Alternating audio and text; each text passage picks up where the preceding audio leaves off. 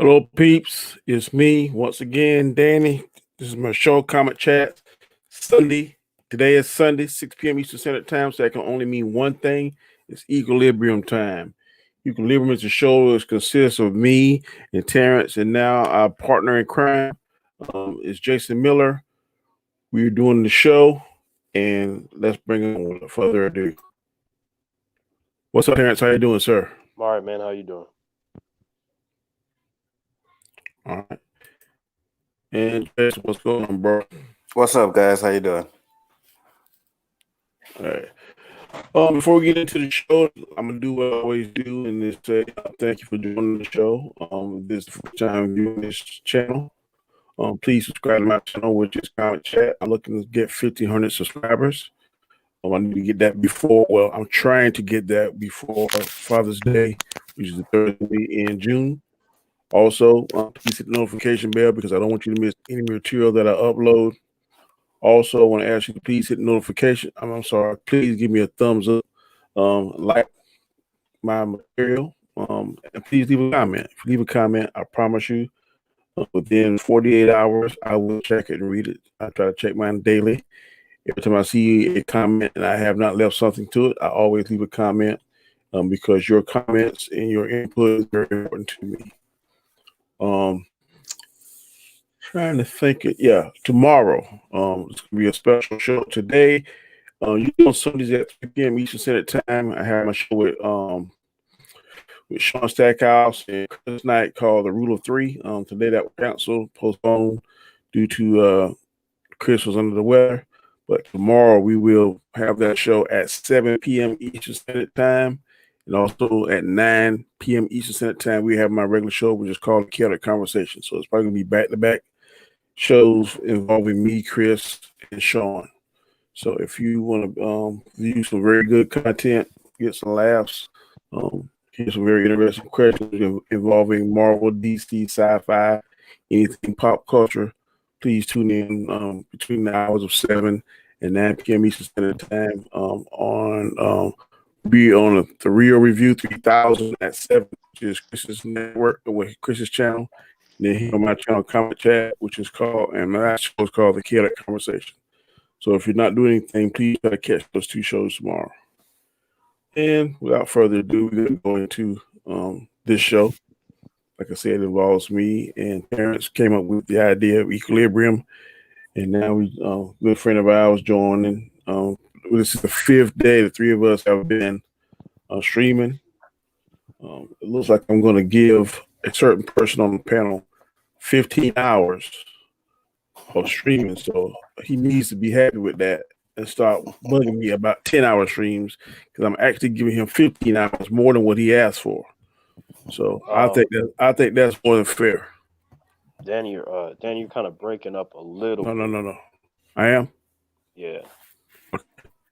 It's just a little bit better. But say something.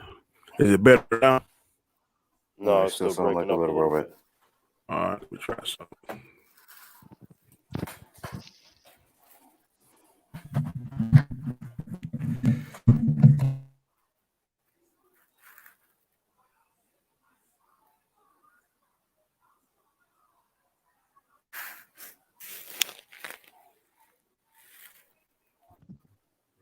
Do I sound better now?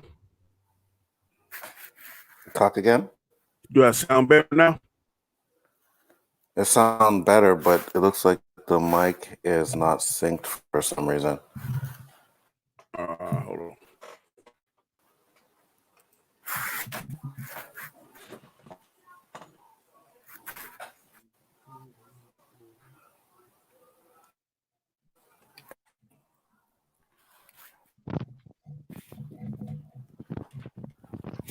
Say something, Danny.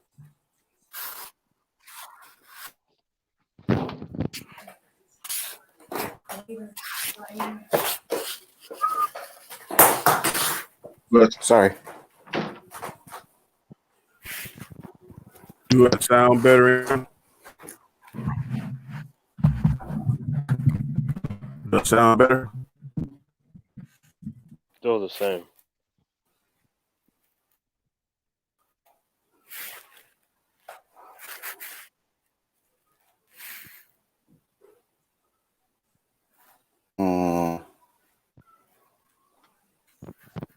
I can't hear you. Oh, you're mute. Does that sound better? There you go. All right. Does that sound Yeah. better now? Yeah, you good. Okay. All right. Technical difficulties, people. I apologize. But yeah, to go off of what you said about the 15 hours, um, that's nice, but that's not exactly what I asked for about the 10 hours straight. It's more than what you asked for. You asked for 10 hours. I've given you 15 hours in consecutive days. No. The key word is straight, which No, means no, no, nonstop. no. Yeah, we stream nonstop 5 hours. I mean, 5 days. No. There was a stopping period. 10, Mm-mm. 10 hours straight means we start, and then by Mm-mm. the time we stop, it is 10 hours. That is It that is sounds what it I'm sounds saying. like you speaking a different language. I can't quite understand you. I understand, but you know exactly what I'm talking about. I don't. We having a failure to communicate. That has never been our case. I think that you understand exactly where I'm coming from. I hear you. Well, Give the man his 10 hours, Danny. no, that ain't gonna happen. Hey, honestly, I'm not expecting that from anybody. I'll just be saying that because it'd I be know. cool, but Mm-hmm. I know. Mm-hmm. I tell you, I can give you 180. That's about as far as I can go. Would you be able to really do a 10-hour window, Terrance? I am able to do anything that I set my mind to. Okay. I So if feel I that. the longest, I mean, over the course of my 31 years, I've had very long discussions. Some of them for good things, trivial things. I remember there was this one female I was talking to, and she was about to take her life, and I talked to her for more than 10 hours to prevent that. So, Mm-hmm. Mm-hmm. I've been in that situation many times, like I said, for different reasons. So I can do it. It's very easy for me to talk and all the knowledge and wisdom that I have, and I can just continue if for whatever reason need be. Gotcha. Okay. Good deal. Um, what are we gonna talk about today? I'm about out of topic. I put up a new poll today. Let's see. I didn't see it. See if I I can saw pull it. it. Let me see if I can pull it up. I think it was basically like would you rather see another Batman movie or would you rather see a Nightwing movie? I didn't see.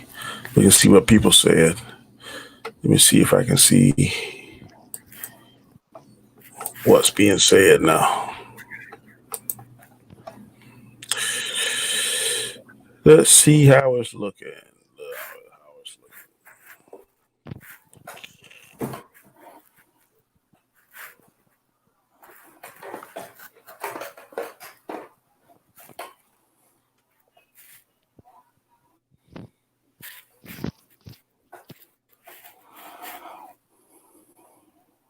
While I look for that, I had a question.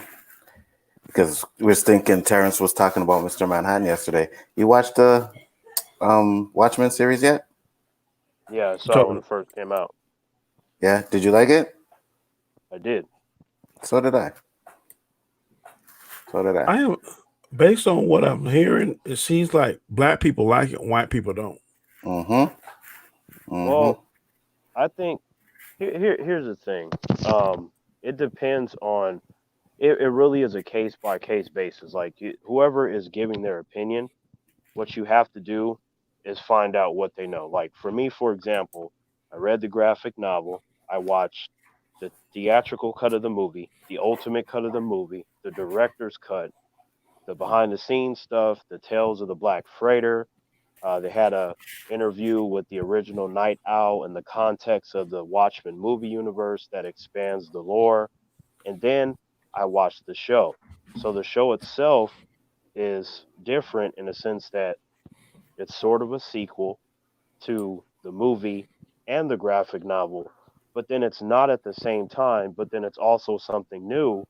And really, it's that overall knowledge that will allow you to see where the Easter eggs are, where they are Mm-hmm. continuing, or where they're trying something new. So depending on what I hear from the person, I can tell right away which area that they're missing from the puzzle, which may make the difference in how they interpret the show. And it has nothing to do with race at all. It's just one's perspective. No, I get that, and you're absolutely right. But what I've been noticing is that do a majority of the black people like it. There are some that don't. I watched a couple guys the other day that said they didn't like it, but I thought it was amazing. And I figured Donnie would like it because he was like me. He didn't like the movie. I didn't like the movie either, so I figured, okay, you would like the show maybe. I haven't seen it, so I don't know.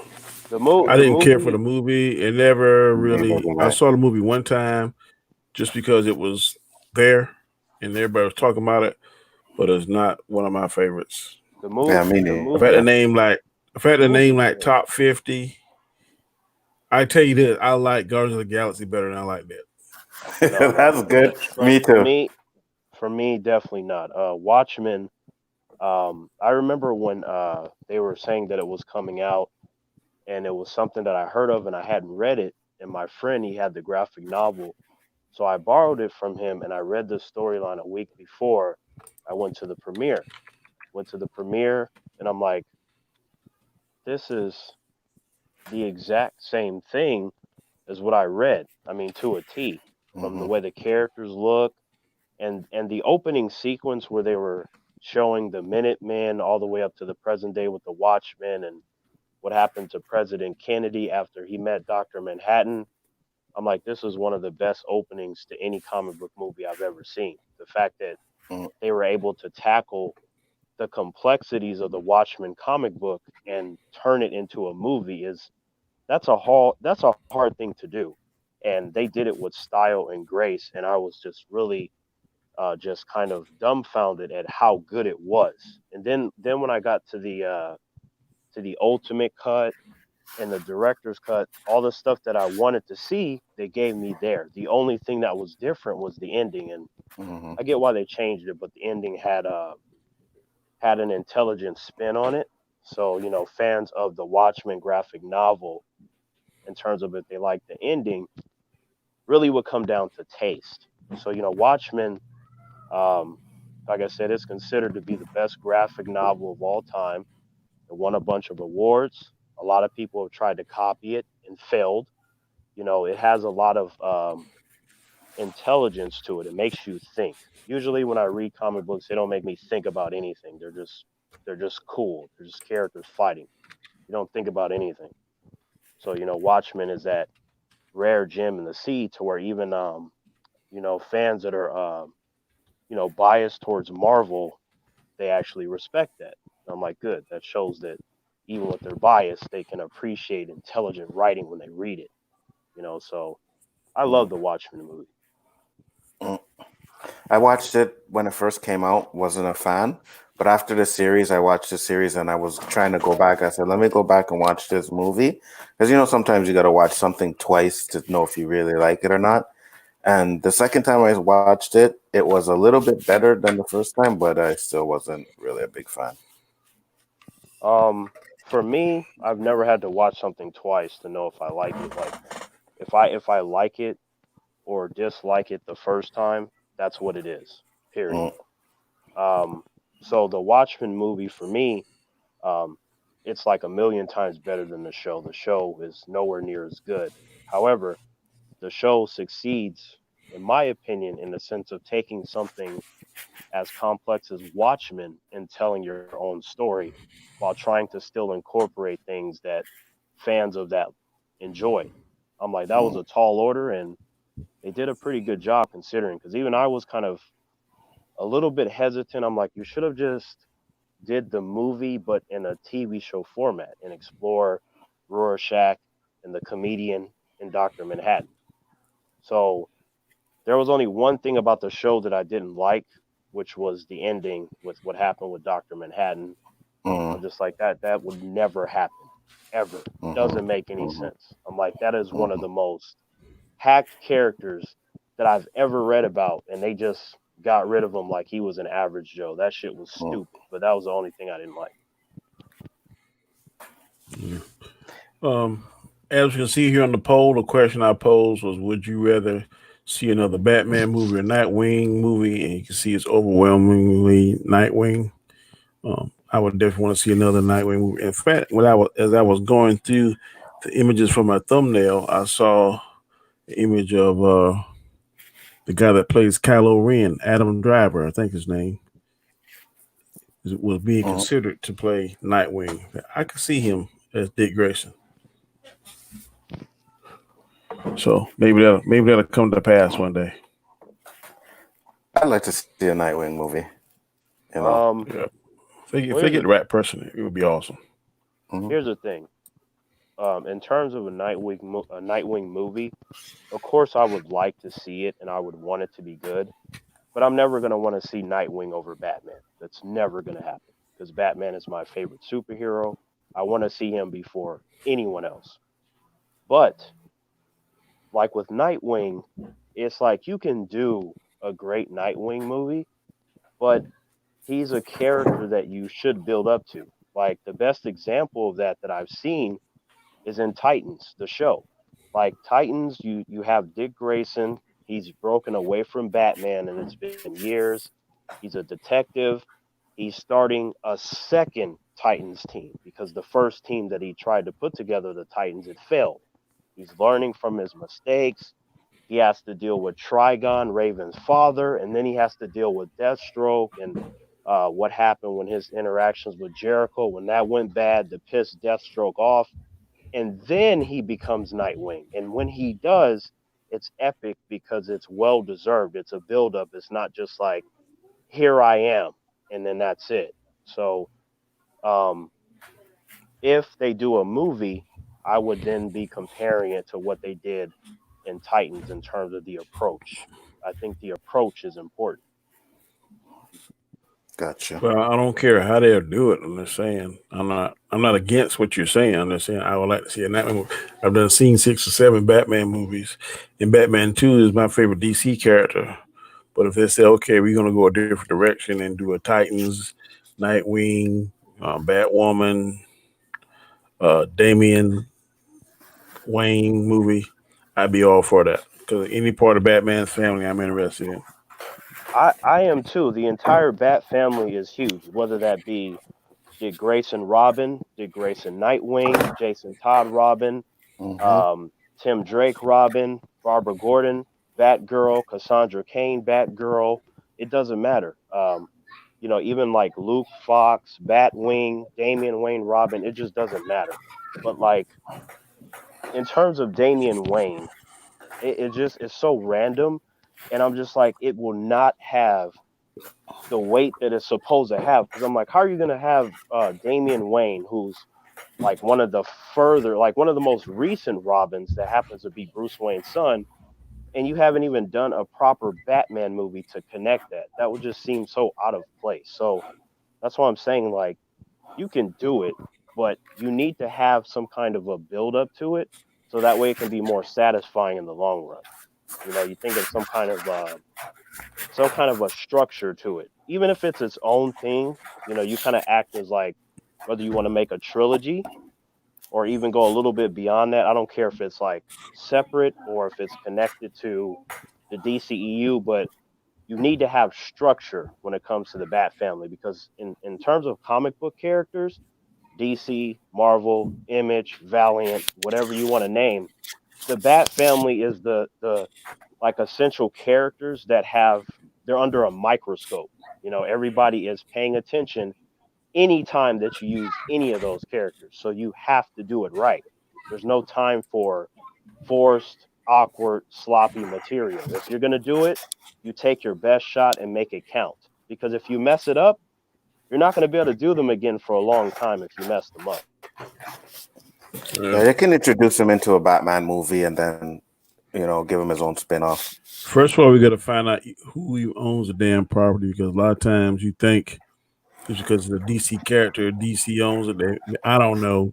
I was always They confused about how Marvel owned this character but didn't own that, and Sony owned this, and Fox owned this. It's all crazy. it's, it's, Oh, it's, it's not. I can break that down quick. In terms of Marvel, Marvel went into debt That's why they had to sell off their characters. So what I'm Hmm. telling you is that no one cared about their comic books. Like whatever Marvel character that you want to name, none of them were selling. The only thing that kept them from going bankrupt a little bit was Civil War, which is why that storyline is important to Marvel history. But even then, they still went in the ground. So the way that they were able to try to make a little bit of money was to sell this character that to that studio, to that studio. That's why their characters are all over the place and there's these long legal battles to get them back, or you have to wait until a studio doesn't make a certain film within 2 to 3 Hmm. years, and then you can buy the rights. Even right now, Sony owns Spider-Man. Marvel doesn't have that. The same thing with the Submariner and the Hulk to some degree. They don't own all their characters. In the case of DC, they have all their characters. They don't have that problem. They can do whatever they want to do. Like in terms of their shows, like usually with certain characters, when you hear they're not going to use Batman or they're not going to use Wonder Woman, it's because Warner Brothers likes to save those characters for the big screen. But if Hmm. they wanted to, they could absolutely use them in any venue that they want. So the difference being is that with Warner Brothers, it comes down to choice. With Marvel, they have to jump through hoops because they actually can't do it unless there are technicalities. So what I'm saying is that since the beginning, DC has succeeded on every single front: toys, cartoons, movies, comics. Marvel shit was like teeter tottering and they went into debt. And it wasn't even until the late 90s, in terms of their movies, when that kind of picked up with Blade. Their cartoons were at their highest in the 90s. And then the comics, like I said, they just kind of went into the ground. So there's a Hmm. whole history that a lot of people either don't know or they like to ignore, because the best thing you can do is, what do?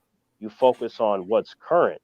But what's current is not necessarily the truth. You have to look at the whole thing. And anytime that someone has questions, how come they can't or how come this? Well, there's answers for you. Like what I just said really quickly. I mean, there's so much to it that when people want and wish they had, I'm like, yo, that'd be nice, but and then did you know this? So that's what it comes down to. Yeah, DC Okay. has the right to control their properties because even they had a Mortal Kombat versus DC video game, Hmm. and they were like at the time they were doing, I think it was the Batman Begins series, and they were Yep, like, you can have Batman, but you cannot make him look like the movies. Like they were exactly, adamant about that. Like he had couldn't wear none of the costumes or anything like that. Just make him look different than the movies, and you can use them. exactly. Hmm. Like it was like it's like with Titans. Like Titans is the only live action show from DC where we've had um oh, where we A had Bat. like two Robins at the same time, in Dick Hmm. Grayson and Jason Todd. Because before that, we just had Dick Grayson. It was very briefly, but in the context of the Titans show, both of these characters have been main characters and explored thoroughly on that show. So for me, for someone that loves the Bat family and how big it is, I'm like, Titans is the best case scenario that I get two Robins at the same time, you Mm. know? So I'm like, that's awesome. So that, like with DC, I don't worry about them as much. Sometimes I'm like, oh, I'm just like, I don't know what they're gonna do. But at the same time, whatever I want to see, they tend to give it to me. Whether that's in a live action movie, a live action show, an animated movie. But I usually get what I want in some kind of medium, and in some cases, both. Like it's multiple interpretations Hmm. existing at the same time. Like with the Flash, like with Batman. You can have the different animation, you can have the DCEU one, you can have the Robert Pattinson one, you can do multiple Jokers. They can do that. And Hmm. I love that they're very experimental. They like to take risks, and the nature of their comic book history, like how I mentioned before, when it comes to the multiverse, no one has done it better than DC. If anything, everybody's tried to copy their shit. It's Mm. just very clear from the history. So whether people want to admit that or not, or whether they know it, it's like it came from somewhere. Where did this whole everyone needs to team up come from? Well, DC had the Justice League, and what did Marvel do? Oh, let's make the Fantastic Four. I mean, the shit is like very clear. Hmm. But Mhm. obviously the Fantastic Four were never anywhere near as popular as the Justice League. But they tried. Yeah, for sure. For sure. Oh goodness, I'm still sleepy, boys. Good Lord, I'm That That's what man, dragging. happens when you take that power nap and you wake up and Man, I'm dragging. your body was probably like, damn, Danny, that was nice. You ain't gonna go back to sleep. Mhm. I'm telling you, I'm dragging today, boy. Oh, I gotta go back to work tomorrow. These 5 days has been made me lazy as hell. uh, does No, that, trust me. it's all right. Just throw something out there, and we will definitely go as we normally do. So, Trying to think. Before the chat today, we were excuse me, we were kicking around old cartoons, man, and everything. I felt like me and Jason was Jesus. like throwing up stuff, saying pull, and Terrance just Bringing it down, I know. press I up. know. Man, these cartoons that we grew up with, man. I'll set y'all that one. I'm pretty sure you got to be at least my age to even remember it. But that Tarzan the Super 7, man, I used to Mhm. watch that every Sunday, man. I mean, every Saturday. Manta and Moray, that's pretty. And hmm Super Stretch and Micro Woman. I know you probably don't remember that, Terrence. You like every the black version of Plastic Man? yeah, everything that you sent me, I've either seen some of it or seen it in its entirety. It just depends Okay. on which one. But I like I said, like most of them I didn't hate, but it was like I have a problem with when you have a lot of cartoons and you have people that are actually putting out quality and people that are just trying to capitalize on toy sales and some sort of Saturday or Friday morning kind of slot. Mhm. It spills and speaks of desperation instead of trying to do something good. And you can always tell the difference when you compare generic to quality. And it's like when someone grows up with something. Not saying that it's necessarily you guys, but I was just trying to emphasize the point that you become attached to it. It's like your bread and butter. It's very difficult for anything to be better than that, and you already have this position like, no, this is mine. You can't outdo it, and I'm just like, I don't. That mentality I never do because it keeps you from appreciating something new and better that can come along in the future. You've Oh already shot no, yourself in the foot, so to speak. oh no, I know something better comes out. I'm not gonna be saying just because it's old and a classic, it's better, but it is a classic, and like back Man, in the day, that's all we had. You know what and I mean? Like when you're 10, 12, 13, man, you don't care about no storytelling. All you care about, exactly. oh You man, you you man, he did what? He did this. Yeah. Well, let me you change that. I didn't. I didn't give a damn about no storytelling, connective tissue, whether or not all I want to see, man, Spider-Man beat Dr. Octopus ass or and my favorite one was my Mighty Orbots. I was mad when they canceled that boy. When well, five Mhm. robots connecting each other and making a big robot and Mhm. they canceled just because of toy sales. That's bull I, crap. I should probably say this for the humans that are listening. Number one, just because something is a classic does not make it good. It has to do with how old it is. It has to do with nostalgia.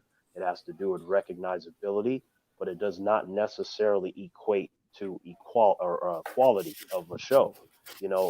Like if you look at movies, for example, there are plenty of classic movies. A lot of them suck though. There's only certain ones that are actually good, that they're recognizable for a particular story or a particular performance or performances. If you have like an ensemble cast that's really good, but you kind of use that as an example. Nobody's down. One word you said, Terrence. All Mhm. me and Jason were saying that we like them. Every time we said something, I didn't care for that. No, I didn't like that. No, Okay, it's good doesn't text, always. so it has to be quick though. Like No, we were texting, to be fair, right, Jason? Like okay, but Mhm. like doesn't have to equate to good either. All I remember Jason and me saying is that we like these shows. You need it, to it- come out and say, man, right, those were the best things ever because we be lying. For right, real. right. Right. No, nor let me be clear, nor was I saying that either one of you were in that position. We are only texting, and texts are kind of flat and dry compared to how quickly we covered that right now in comparison to how long it took for those texts. It's No. very, Mm-hmm. I but you're kind of responsive, like with the, but the let text. me be very specific. I would send a text in a clip. Jason would send a text in a clip. Your response, and most of them was, "Nah, I didn't care for that. No, Right. no." Mediocre. Okay, so all we That, said was all the ones that we sent you, with the exception of Care Bear, we like them. That But was a joke window, in bro. this example, we was throwing up skeet, and you was shooting everything down with no, nah, no, it, it, to, sorry. to, to, In fact, one of to, your words was was it hot garbage when he said no, it's trash. Yeah. He said Yeah. Spider-Man His Amazing Friends was trash. You was that very that specific.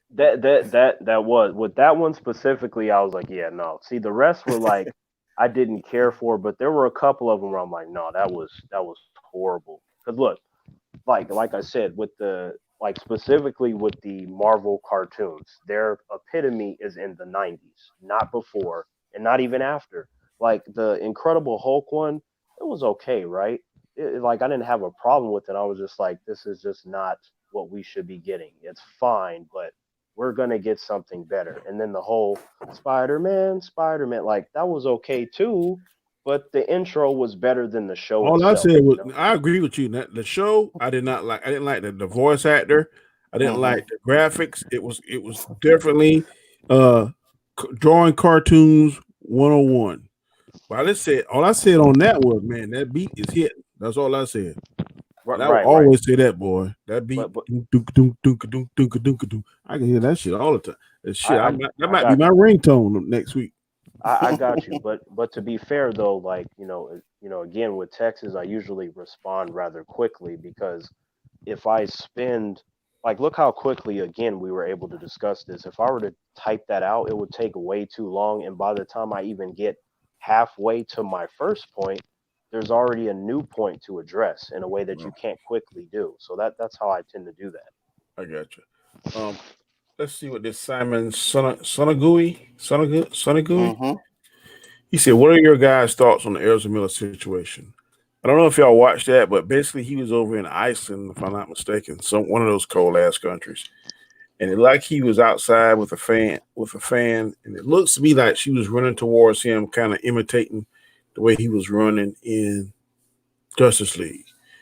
In some kind of way, he like kind of grabbed her in her neck region, like he pushed her against like a truck or either some kind of big garbage can, and kind of like to me like he laid her to the ground. To me, and she was laughing during a portion of this time. To me, it did not look all that serious. But further reports saying that it was serious and that they had to break it up, and he was spitting and acting crazy and all kind of stuff towards fans. So I'm hearing that this is going to greatly influence his opportunity to play the Flash, which I am not one bit sad if he did this because I did not like his Flash at all. I am a Grant Gustin Flash fan, and I hope that DC will go to Canada wherever they're filming the Flash at and throw a shit ton of money at them and say, please, please, please, please, please come be the Flash when we do our next Flash movie or DC Justice League movie. What are your Um, thoughts? well, you go ahead, Jason, and I will tackle this heavily when you're done. Yeah, not a problem. First off, I heard that it was actually true. Like he was spitting on people and he was actually going off. I think I seen that on Rob's stream. So if that's the case, I mean, I didn't hate him as Flash. Like I didn't think he was the best Flash, but I didn't hate him as Flash. But I mean, if you can get someone better to replace the Flash and a better actor, yeah, I'm down for that. I'm down for that. Go ahead, Terrence. Oh, well, first off, I'll say that when it comes to his Flash, I actually liked him as Flash. I thought he was He was kind of a blend between Wally West and Barry Allen. I noticed that right away that he was both at the same Mm, time instead of being one distinctive one. mm-hmm, Certain fans of the Flash don't like that. They prefer a distinction. That's fine. That again goes back to what I was saying earlier about taste issue. As long as it's coming from an actual comic book fan, I respect their opinion more than an average Joe that knows shit. Uh, but I like him. I wanted to see him again as the character, and then I noticed that they were the movie should have come out like 10 years ago, the Flash movie, and they've been having all these problems. And I'm like, look, I don't even know if we're ever going to get it. So if when it comes to today's day and age, there's a lot of the panic mode, cancel culture. Let's be offended about nothing. mm, We are mentally weak. We don't want to control our emotions type of society. So Warner Brothers being a company, they're probably in a certain form of panic mode because it looks bad. Like I saw the footage, and the person filming it cut it off at a very short period, which is very odd because nowadays when humans film stuff, they film it all the way. They don't cut it off, especially when it comes to um, a celebrity. They like to make sure that the public knows exactly what they did or said, right? So why would you cut off the camera mm, before people can really understand the context? We don't know when and where uh, the humans started filming it. It's just very odd. And in terms of the reports, I don't know. I guess I wasn't there. Maybe he was spitting. Maybe he wasn't. To me, the situation just seems odd. But if we go with the whole he was playing around, his biggest mistake is that he grabbed a female. You can't even mm-hmm, look at a female today without getting sexual harassment charges. So his manager should have talked to him about code of conduct in public, not that you should ever neuter yourself and be a spineless piece of shit. But at the same time, you have to make better decisions. Like for me, it's different if I do something, I still have, similar consequences in terms of how the law would treat me, and then my race would come into play and all kinds of other stuff.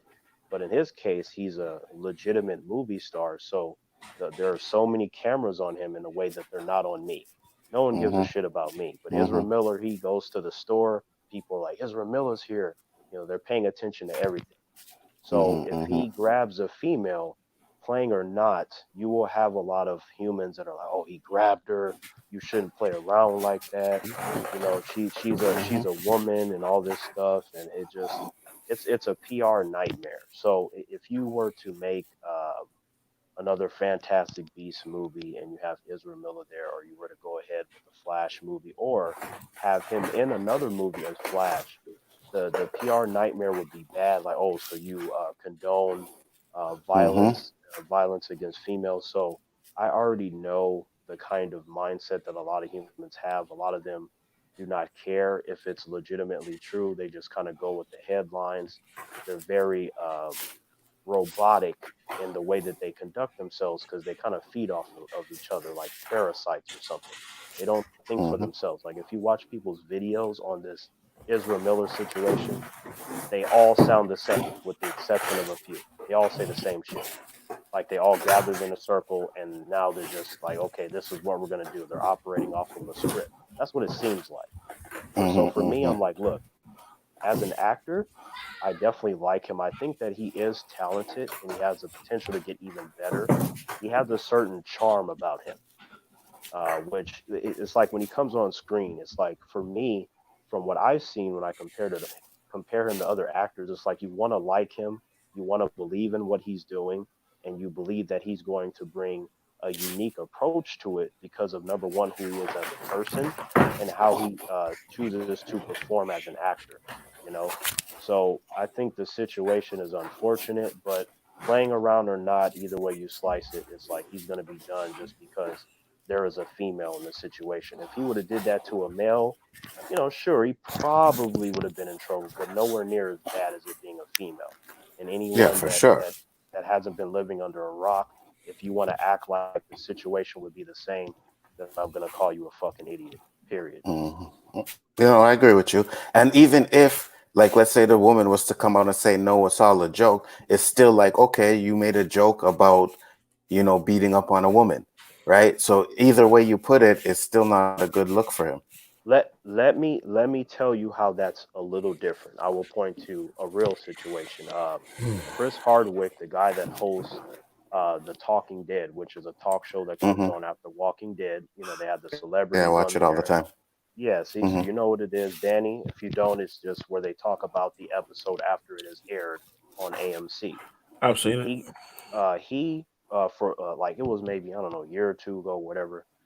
His ex came out and said that he was abusing her when they were together, and everybody was just like cancel him, fire him. They didn't want to hear no details. It was a female opened her mouth and he was done. Period. Hmm. Before an investigation even started, AMC looked into it, and it was Jamie Alexander, an actress that I like. I mentioned that she played Lady Sif. She has a show called Blind Spot, the character with the tattoos. I love Jamie Alexander. She is a friend of Chris, and she said that, hey, I knew that bitch. And when he was with her, she had a tendency to lie about stuff just to get attention, right? There was Hmm. another female that came to Chris Hardwick's defense that also knew his ex. And I kid you not, within a week or two, he had his show back, his name was cleared. So if a female comes to your defense, that does make some kind of a difference in comparison to nothing. No, I get what you're saying, right? And that's absolutely true. But in this case, if it's a joke, it's something like he set up, right? The other case, it was a girl talking, lying. But this is a video where he's like maybe doing a skit of beating up a woman. And it's like, okay, well, you're making a skit of choking a woman, even if it's a joke. You know what I mean? Right, right, yeah, yeah. I'm not saying that they're the same. I only brought it up as an example. Like, if you have a female that comes to your defense, or a female in that situation comes to your defense, it will make it slightly different. But in Absolutely. the case of a joke, if it's a joke, it does create obviously a different perspective because it's no longer real. There is no he's a Hmm. Hmm. monster and he should be Hmm. killed, and that, you don't have that anymore. But all you have, it would go to nothing more than why would you joke about that? But that's nowhere near as bad as like if it were real and he would be a legitimate monster. You know what I Oh mean? no, yeah, no, I So absolutely agree with you. yeah, so it's an odd, unfortunate situation for him. And again, I don't know the details. I'm not going to call him a monster. I don't care what people say that were there because, again, they cut off the video. They shouldn't have done that if it was that horrible and you got a movie star. You should have filmed the whole thing. So that's on them. It Hmm. is what it is. Hmm. So that's how I feel about it. It's unfortunate and it's odd. That's it. Simon says, I'm not going to go out of my way to be like they need to replace him with Grant Gustin, but I wouldn't be mad if that's what they did. But I doubt they'll replace Ezra with Grant. I'm not sure. We definitely live in a country now where you are guilty and you got to prove yourself innocent instead of, and it should be the other way around in some aspects. Hmm. Um, I used to be a domestic violence investigator, so I know the tendencies. On average, it takes a female. Well, let me change that. On average, it takes a victim, more so a female victim versus a male victim, 6 to 7 times her being abused before she has the courage or gets tired of it and said, "Look, that's enough." 6 to 7 times, 6 to 7 times, you can get killed easily. First time around, Hmm. second time around. That's pretty much the going rate now. And a lot of times, the male party, if the victim is a female, tries to isolate that individual from their parent, from their people, their family, friends, and holds over their head. A lot of times he's the breadwinner, and they won't go through with the charges because if they put said subject in jail, then no one's bringing home money. How they gonna live? How the children gonna get fed? Hmm. So it's a crazy cycle, and if it's not broken, then the children of that family, their sons will be abusers, and their daughters will gravitate to men that abuse them. Um, And that's a Absolutely. crazy cycle. um, Absolutely. here's the here's the thing. On both sides, um, those individuals are cowards. Period. 100%. Male or female. If someone is doing you wrong, and you choose not to leave, and it has to do with fear, which is one of the worst emotions, period, you are weak and you must enjoy the situation. Because a real person would go, hey, this person is bad for me, I need to leave.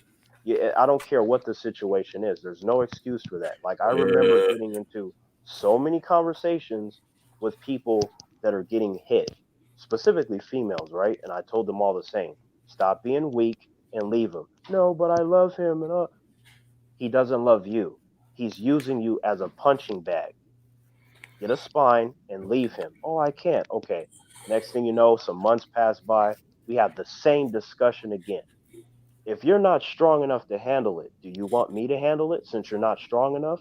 Oh no, you don't have to do that. I'll take care of it, or I'll call the cops. Did you call the cops yet? No. Did you take care? No. I'm like, okay, look, I'm not saying I want something to happen to you, but at the same time, if you're not strong enough to understand that you yourself has value and you let some human treat you like that, it is what it is. Don't come complaining to me after I've given you 1,000 solutions to fix the problem. I can promise you from the surface it looks that way, but um, I don't want to get this get into my job. I don't want this Right, right, of video to course. be, but Hmm. look on when you get done, look up Stockholm syndrome, and that'll explain a lot of it. Um, I know exactly what that is actually, sure. and which came up in the comment. Like you said, you don't want to. I get it, but I'm just saying you need to leave bad situations. Yeah, Period. I agree. But sometimes you have to have help on there. Some people aren't as strong as some others, and sometimes you gotta in crazy situations. But we discuss that off camera. But I agree with some what you're saying, but some of it too, man. People just don't know, and if you don't know, you don't know. And fear Um, is a hell of a thing, man. sure is. You know what I And mean? it's And often, but it is often associated with the weak too, by the way, because when you get fear, not always. I was it just about to is say that. because you're supposed to summon courage. Like the person that's full of fear, the people that panic, those are the people that get people killed. But sometimes fear is a healthy thing because Hmm. uh it From keeps you doing something. crisp. Yeah. Only if you summon courage immediately after. Only. Even the Spartans were like that. They were like, fear is a constant, but accepting it makes you stronger. And what they meant by that is because they have courage. They're not like, oh, I'm afraid, I'm gonna freeze up and do nothing. That is bad. You will never hear a Spartan say that. Matt said I didn't want Ezra in the first place. They definitely should replace him. I'm kind of in that same boat too. Yeah. That look, anyone that feels like that, I can respect that as long as it's not coming from a place of looking at it from this situation that happened.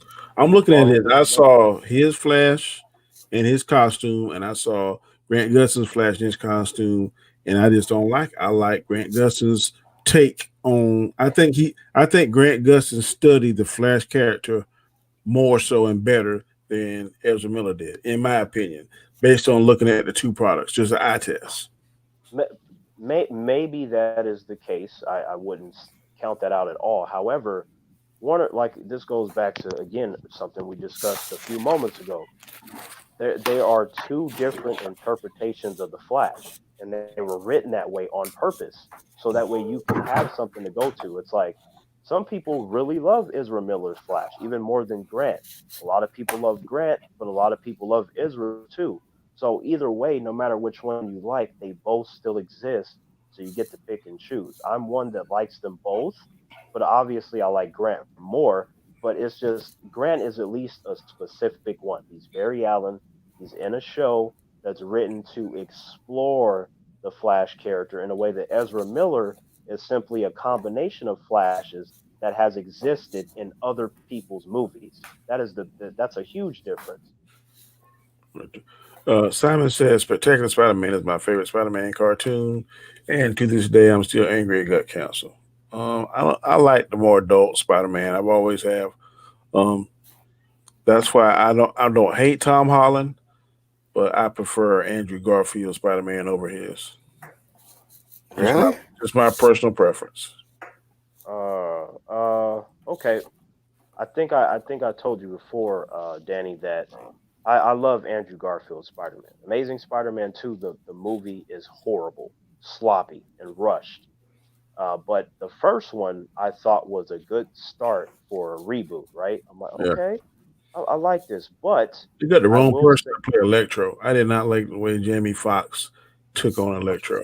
That's just well, sometimes a actor's interpretation can mess up the whole movie. that I liked I Electro. you liked him, Jason? Yeah, I did. I didn't. I don't know. Maybe it was because it was Jamie Foxx, but I actually, think I I, actually I liked think Electro. Jamie Foxx got a lot of people in the seat, and I think he get.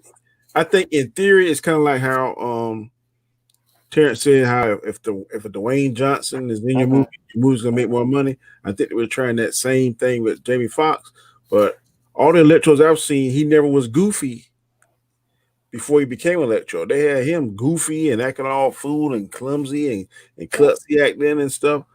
I didn't well, like that. I didn't like that portrayal. well. Here's the Gotcha. thing: it doesn't matter who you would have put in a role; it still would have been bad because it's about the writing. If writing is bad, it's bad. I don't care who you put there. You could put Denzel Washington there, and we know he's a great actor. But if he has shit to work with, it's still shit. He's not shit, but the material is shit, which will show you that this person is clearly too good for that. So the Amazing Spider-Man 2, the script was just bad. Like to go from Amazing Spider-Man 1 to that is just such a huge decrease. It's unfortunate to where we didn't even get a third movie. But Andrew Garfield's Spider-Man, while I like him, he's like between Andrew Garfield, Tobey Maguire, Tom Holland. We're not going to count the guy from like the 80s and 90s. That was stupid. Mm-hmm. But between Nicholas those Hammond. three, um, Andrew Garfield and Toby Maguire are the most inaccurate. And I will break down why for both of them specifically. Number one, for Toby Maguire's Spider Man. Now, to keep this in mind, Spider Man 1 and 2 are some of the best comic book movies ever made, period. Especially number 2. But Mm-hmm. Toby Maguire's approach for how his performance, how they wrote his character, it's very deep and depressing. Spider Man's not supposed to be like that. When you watch a Spider Man movie, you're supposed to laugh and smile. The way that Toby's trilogy worked is that it was very tragic, and he was staring at walls the whole time in a very bad apartment. And then he threw away his Spider Man costume, which does happen in the comics, by the way. But the whole scene with him and Uncle Ben when he said, "I can't be Spider-Man anymore," that was great, but it was Mm-hmm. also very sad.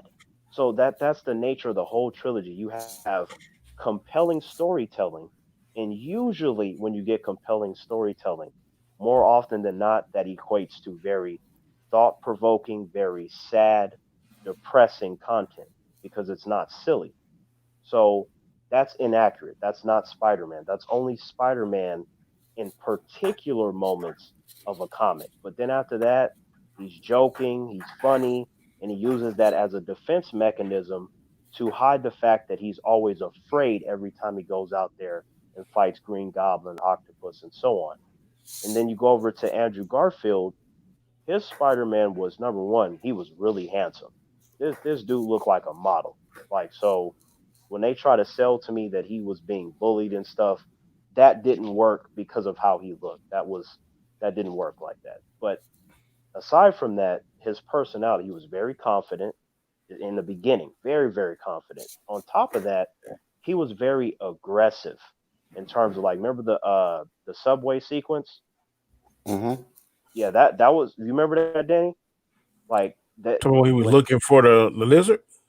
no, when he was looking for the people that killed Ben, and then it broke off into the subway sequence. That whole entire couple of scenes, Yeah, like it was great. I thought it yeah. was fire. When But he had on just a mask and not the hat yes, suit.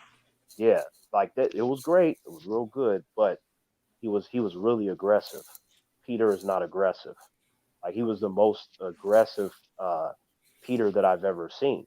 Just he was the guy that was like, oh, so you want to do this? Let me go out here and punch you in the throat or whatever, whatever. I'm like, whoa, he is really aggressive. Good, but that's kind of off the mark if you want to talk about accuracy. And then when you get to the Tom Holland Spider-Man, they started him young, which makes sense. You don't start with someone's Toby's age when you have a cinematic universe. That doesn't make any sense. You have to start him young and then you show him going through high school. Because with the other movies, he was there, but it was very brief moments. He didn't really have a legitimate high school career, if you will, right? So with Tom Holland, he was very he had confidence in some areas, but he also was very unsure. He would get nervous when he was fighting the villains. He would make jokes and oh crap, and he would fall like oh shoot, and you hear him talking quite a bit. He shows up, he sees the criminals. Hey, how you guys doing? You guys supposed to be the Avengers? Oh shit, and I'm just like oh okay. And those movies were very fun. They had some tender moments, like when Tony took away his suit or when he sees that Iron Man is dead, he's like sees the pictures and stuff. I'm like, that's fine. When he's talking to Aunt May sometimes, you get the more tender moments. But outside of that, it was very fun. You wanted Peter to get the girl. You're watching him go through his high school and figuring out how to be the friend more a little bit more than the friendly neighborhood Spider-Man. I'm like, that's how Spider-Man is supposed to be. And even though they stretched the relationship between him and Tony, they were supposed to show that. But obviously the character has to have some kind of a starting point. So that way when he breaks away from that, when he starts doing his own stuff and he starts showcasing the actual intelligence of the character, you will then appreciate it more because you realize that there was a progression, there was a journey. So I think that when you talk about the accuracy of Spider-Man and Peter Parker, Tom Holland has done it best on that particular front. But Andrew and Toby, if someone likes them, Danny, you liking them, I like them too. But I'm just, if we're gonna talk about accuracy, Tom Holland is the most accurate. I like Toby the best. That's fine. Yeah, I like Toby the best. I the Amazing Spider-Man, I didn't. I don't know. I just thought it was like okay. Man, you're a Spurs fan. You don't have. And what's your point, bro? Do you know the history of the Spurs? 5-time champions. Don't give a shit. Wow. Who you like? Lakers, bro. I knew it. And That's why. I'm not a LeBron James fan. I'm not a LeBron whatever. James. I'm not. I can't stand that fucker. You probably just got on the bandwagon as soon as LeBron went over there. Negative. I can't stand because they keep talking about LeBron better than Jordan. Ain't no way. No planet. No time. I ain't even trying to hear that. No, he's not better. Here's the thing. There are only two people. Like I'm not an expert. I've only seen things here and there. But from what I've seen, there are only two people that you can put next to Jordan. One of which is LeBron, and the other one is Kobe. That's it. That's what you can put next to them, absolutely. But neither of them was better than Jordan. But to be fair though, I've heard countless conversations as to where those two people that I've mentioned have been deemed better than him. Yeah, absolutely. Now, but there are some people that say hell no. Now, my dad, for example, I'm not a fan of my dad. Just want to throw that out there. But when it comes to this sort of conversation, he'd be able to hand you guys something. Like he's crazy expert on that kind of stuff. But like again, this goes back to once someone has their favorite, it's really difficult to have someone else be over them. But you have to analyze everything, right? My brother can do that, and he bring up all the stats and the shots and all this other stuff. And I'm not even bringing up stats, none of that stuff. This is what I know. I don't watch countless and countless and countless hours of video of ex-NBA players that said, look, you don't talk shit to Jordan. If you talk shit to Jordan, you're in for a bad day. I ain't heard nobody else say that about LeBron. I ain't heard nobody else say that about Kobe. But they done said, if you can go on YouTube today, I guarantee you can pull up 10 stories about Michael Jordan and people's talking shit and what the hell he did to their ass. I could tell you one sorry, Terrance. I was gonna say I could tell you one from the other day. Kevin Garnett was talking about. Yes, I did. Yeah, he was talking junk with old boy, and then shit. Jordan done dropped about 30 on him. This is not my area of expertise, but what I am telling you is that LeBron and Kobe are obviously good enough. Otherwise, you wouldn't have these conversations. Oh, absolutely. These conversations don't happen with every basketball player. It's just Those I two hear what specifically. you're saying. I've heard those two, but and a lot of it for LeBron is stats because he stat wise he's overshadowed Jordan in a lot of things, and Exactly. I can't say that if you going by stats that he has more points, more rebounds, more assists, blah blah blah. But I'm telling you, Yeah. a person can go there and have more wins, but if you know that sucker is an assassin, night in, night out, that if you go play him, I bet not say nothing to him. I just Well, better just play my game. Don't talk no trash. Even if talking trash is your specialty, you know, just like you walk in sometime and you see your opponent, he might be a problem. That's what everybody in the NBA said about Jordan when he was in his prime. Jordan is a well, problem. okay. No. I understand that, but like I said, those two I mentioned, there are conversations from ESPN analysts that have often said that LeBron and or Kobe is better than Jordan. Like So that's all I'm telling you. okay, in So my opinion, and they're dumb as hell for So even do I. saying. I again, I'm not an expert, but I'm just simply telling you this is I, a very common discussion. Mm-hmm. I So, know what you're saying. but Mm-hmm. from my position of when I was competing against other martial artists, I never once thought that this person is better than me. I always had the mentality that I have to beat this person. I have to because if I go in there going this person's name and this person this, then I've already beat myself. Like for example, Okay, but let me the, ask you the this. I bet you won't go up against Master Danny based on that story you told us the other day. well here's the thing though. Number one, Master Danny is a better martial artist than me in every way, and he's already handed me my ass Okay, once. and You know, that's what. but at the same time though, if I were in a situation where I had to go up against him, I can't think about that because I've already beat myself. And even he would tell you that. He would tell me that. That's how everyone gets beat before they fight.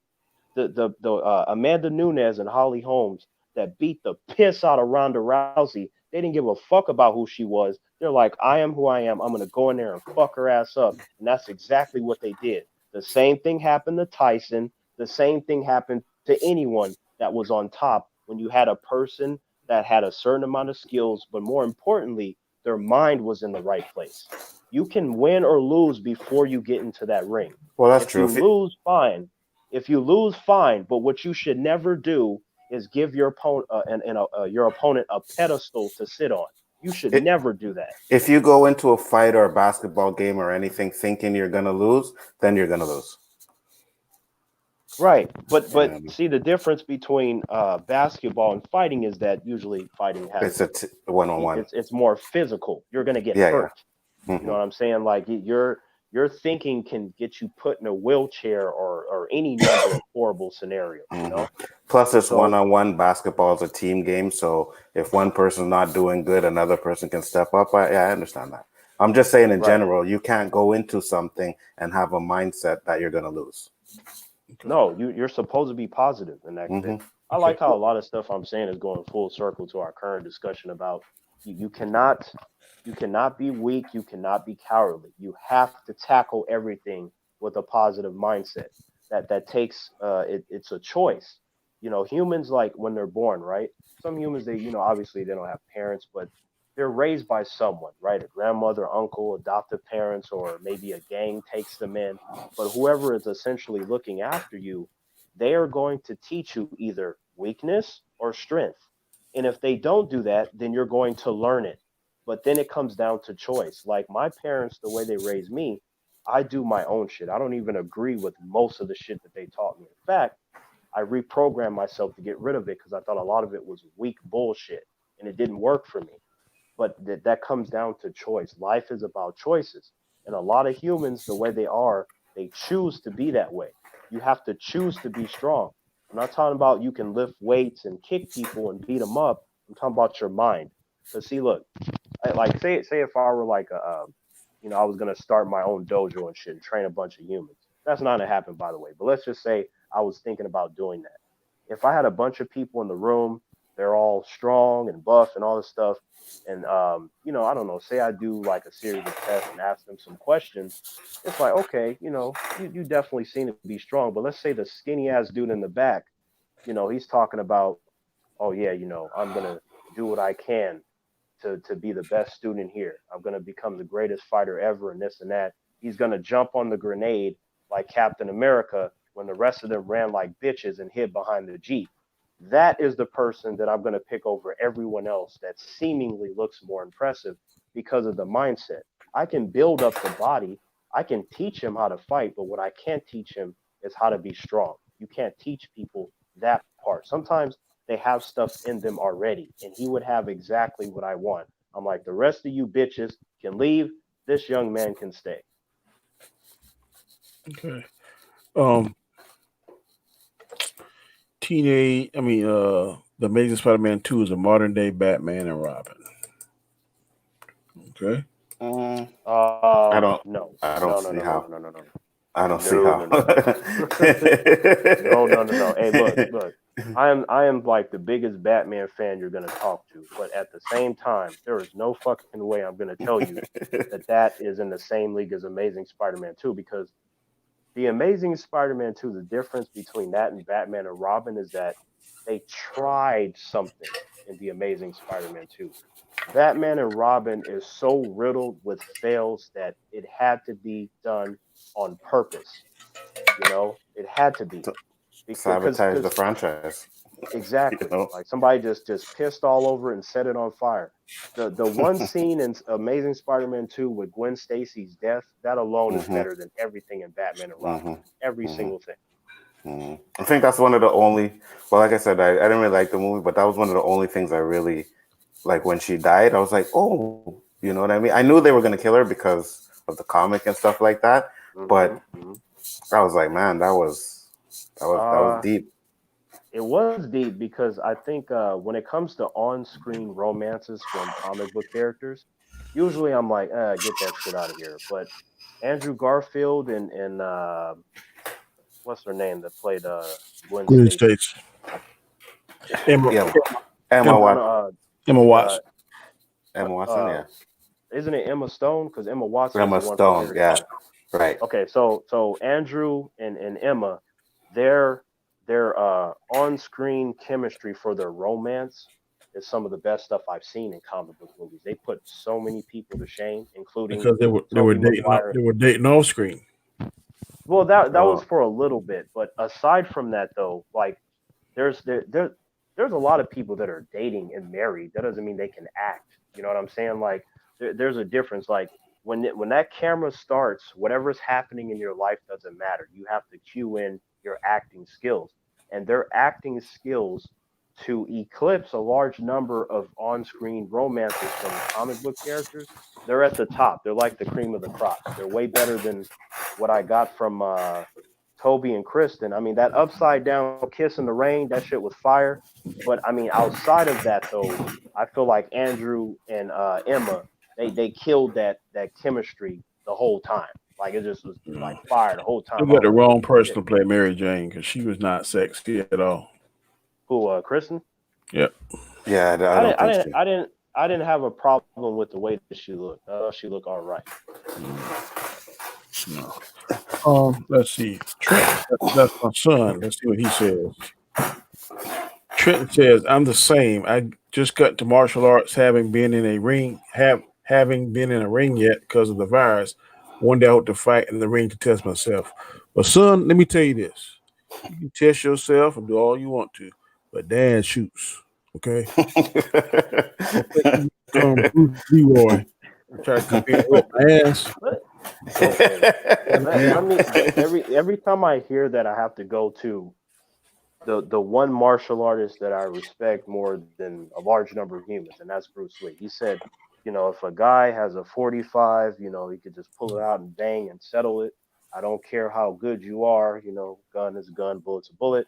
Bruce is right, right? Like even the one thing that pissed me off when I first started my martial arts training is that I have an irritation to weakness. I can't fucking stand that shit. But like, and if it even sounds like it, my brain just starts firing off. Like, forget this human.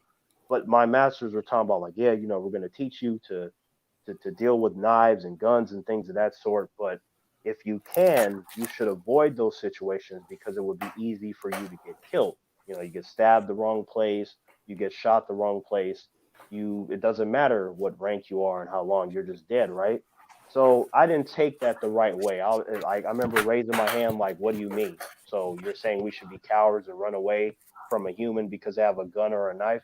They're like, no, and they explained it, and I was like, okay, I get what you're saying.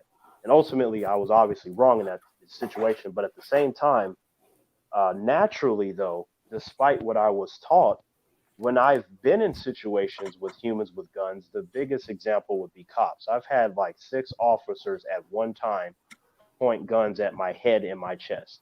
It did not make me flinch at all. If anything, it pissed me off, and I thought about killing all of them. That was my first thought, and it didn't matter. So I that's just naturally how I'm built. Like the things that can take me out don't scare me; they just piss me off because, especially if the human doesn't do it. Like when you point a gun at me and you don't use it, that irritates me. Like, why'd you pull it out? Is that supposed to scare me? Your little badge is supposed to scare me. So, that's just how I operate. But I'm like, yo, you going to pull it out, use it. Why'd you pull it out on me? Oh, we had to make sure. You didn't have to make sure of nothing. All you had to do was ask me a question. Where am I going? I'm going to my friend's house. Stop being stupid. Okay. Humans like to make a lot of shit complicated. I'm like, all you had to do was ask me. Why you got to pull out your gun for? Because they don't like us, man. At least some of them, anyways. Yeah, I know. It's definitely very bad for you to be black and to be Terrance at the same time. That is the most deadly fucking combination. Yet I'm still fortunate to be alive. I should have been dead 40 times over, but here I am doing this stream. But the thing is I know that humans are comfortable with their weapons, their guns, and things of that sort, which is why you have a lot of arrogant humans in the world. I got my guns, I got my arsenal, and it's like. Like I'm one of those people where I'm like, ooh, like I like to put them in those situations where they don't have access to that, and then you see how tough they really are. Like that's what kind of person I am. Like, cause that's always their go-to. Like, let me go get my gun. I'm like, I said we were gonna fight. Why are you going to get your gun? That kind of. Gotcha. That's kind of like why I liked Into the Badlands, that show, because there are no guns, and it was just like if you were not badass, you didn't make it in that universe. You know what I'm saying? Like you had your barons that had their armies and you had their clippers and stuff. I would have to either be a baron or a clipper. Anything else just would not work for me. I obviously wouldn't be no sex doll and stuff like that. But yeah, I like that though. I knew that each character I saw, not everybody was badass. Some of them just wash clothes and cook food and stuff like that. You still had your normies, but at the same time, you had a lot more people that were like, "Hey, I'm a martial artist," or if I have a weapon, it's a bow and arrow, right, or it's a sword or a katana or something. A lot more respectable and honorable compared to reality, where there is no honor, with the exception of certain people. D. Scott says, has anyone seen Supergirl movies from the 1980s? Oh God, yes. Yes. Yes, it was trash. Yeah, it was trash. I would Marvin rather watch the current Supergirl show because at least that has substance in it. That movie was horrible. Mm-hmm. Marvin X Files says, Amazing Spider-Man is whack. I like your avatar, Marvin. I disagree with what you're saying, but thanks for the support. That's funny because a lot of people don't like Amazing Spider-Man. It's like Andrew Garfield. Like if they were to say we're doing a into the Spider-Man into the Spider-Verse kind of live action, which I still think is the best Spider-Man movie ever made. It happens to be animated, but still. If they were to do that, a lot of people are like, yeah, bring Toby, bring Andrew. I'm like, oh, now you want to see Andrew, but it's only for the sake of that storyline because they get multiple Spider-Men at the same time. Now, in this case, I can say Spider people and not have an agenda because there are men and women that are Spider-Men and Spider-Women. So you can say that and it makes perfect sense. Mm. If they did that and brought them in, I'd be down. Everybody would be down with that. I'd be down for that. How would you not be curious that you got you? They don't even like if you just had Tom Holland Andrew Garfield and Toby, just the three of them. Forget Mm-hmm. like the other 29 that exist, but like just the three of them, that alone will just get people to go. You don't have to. You don't even have to show a trailer. If you just release the poster, like I don't know, Spider-Man, blah blah blah, coming out in the summer of 2024, everyone's already buying their tickets just Mm-hmm. because you don't have to know the story. You just have three Spider-Men that you've seen, and each person has grown up with one of those men in the fucking poster. That's right. Marvin says Jackie Chan over Bruce Lee. Bruce Lee, most definitely. Bruce Lee, Of course, Bruce Lee. Bruce Lee. Did you? First of all, Jackie Chan was one of the guys that Bruce Lee beat up in Enter the Dragon when he was on the island. He was that Mm-hmm. guy where he snapped his neck. That was Jackie Chan, by the way. Jackie Chan has said for the last 2.5 decades that Bruce Lee is the best martial artist that he has ever seen. And Jackie Chan has worked with Donnie Yen, Sammo Hong, UNBO. It doesn't matter. He's worked with them all. He's like that old. He's pretty old. Yeah. So he said that Bruce Lee was so fast that they had to slow down. They had him slow down his movement so they can capture it on camera. He was that fast, which is ridiculous. And then even when they had it in slow motion, he was still too fast. So he anything that you're seeing where you're like, damn, he is super fast. That's not even as fast as speed. That's the fucking scary part because that shit is stupid fast when I watch Bruce Lee do his stuff. And you telling me he not at full speed? Okay. So Jackie Chan said that when they were doing their fight scenes, when he was beating up all the men, he was Mm-hmm. hitting them to some degree. But Jackie was like, that shit was hurting. And he wasn't even trying to hurt me. He's like, he had to like stop and you like when you shake your arms out when you get hit with the blow and shit. And sometimes where he would have to block an attack from Bruce Lee, he would be covered in bruises and shit. This makes sense because I'm like, the dude can dent metal with his fist. He would fucking shatter the shit out of a human skull if he can do that to adamantium. I'm just saying. Yeah. So Jackie Chan himself has already said that Bruce Lee would beat the shit out of him from his own mouth. He's like, no, nope, nope. And he even said too that in the beginning of his career, they actually tried to make him like Bruce Lee. That was actually the Mm-hmm. pattern Mm-hmm. after Bruce Lee died. It was like, can we find the next one? There is no next one. Mm-hmm. There's only one.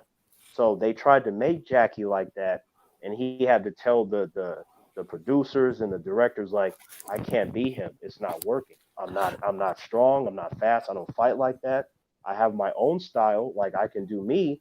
And then when he started being actual Jackie Chan with the stunts and how he would flip over the tables and stuff like that, then that's when his career just skyrocketed because he's the only Jackie Chan. So he Mm-hmm. had to be himself. So it's just interesting how he's worked with the greatest and he's acknowledged the greatness. He's talked about his martial arts ability and how it was an honor to work with him and how they tried to force him to be like Bruce and how he had to do his own thing. So, no, 100% Bruce Lee would murder him, period. Okay. Better actor is definitely, in my opinion, Jackie Chan's a better actor. Um. Um, well, I don't even know about that Okay. because Let's Bruce keep Lee, let's keep the comments 5 seconds or less. You going in a soliloquy every comment.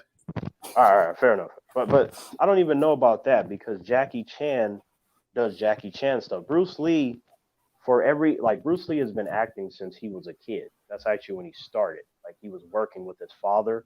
When you watch that stuff, he was Man, doing a lot of he dramatic sucked as acting. an actor, I Oh, don't I Bruce don't Lee. think so. in my opinion. I don't think so. I Mm-hmm. think that Jackie Chan, number one, Jackie Chan has more movies than he does, so that's not even fair. Like Bruce Lee had a certain focus point, but his potential to be even better was there. So that's not even a fair conversation at all. Not really. Uh, uh, what are you talking about? I agree, Terrence. My son said he agrees with you. Oh, yep, yep. I mean, some humans are like, oh well. Again, they go with their favorites, which is understandable, and a lot of stuff is overlooked. But He you says, ain't "What gonna type of over. martial arts do you do?" I started with Taekwondo, and then I went into Jeet Kune Do. So with from that, I learned Bruce Lee's fighting philosophy. I learned how to use the Kali sticks. I did a screama. I learned how to use the knives.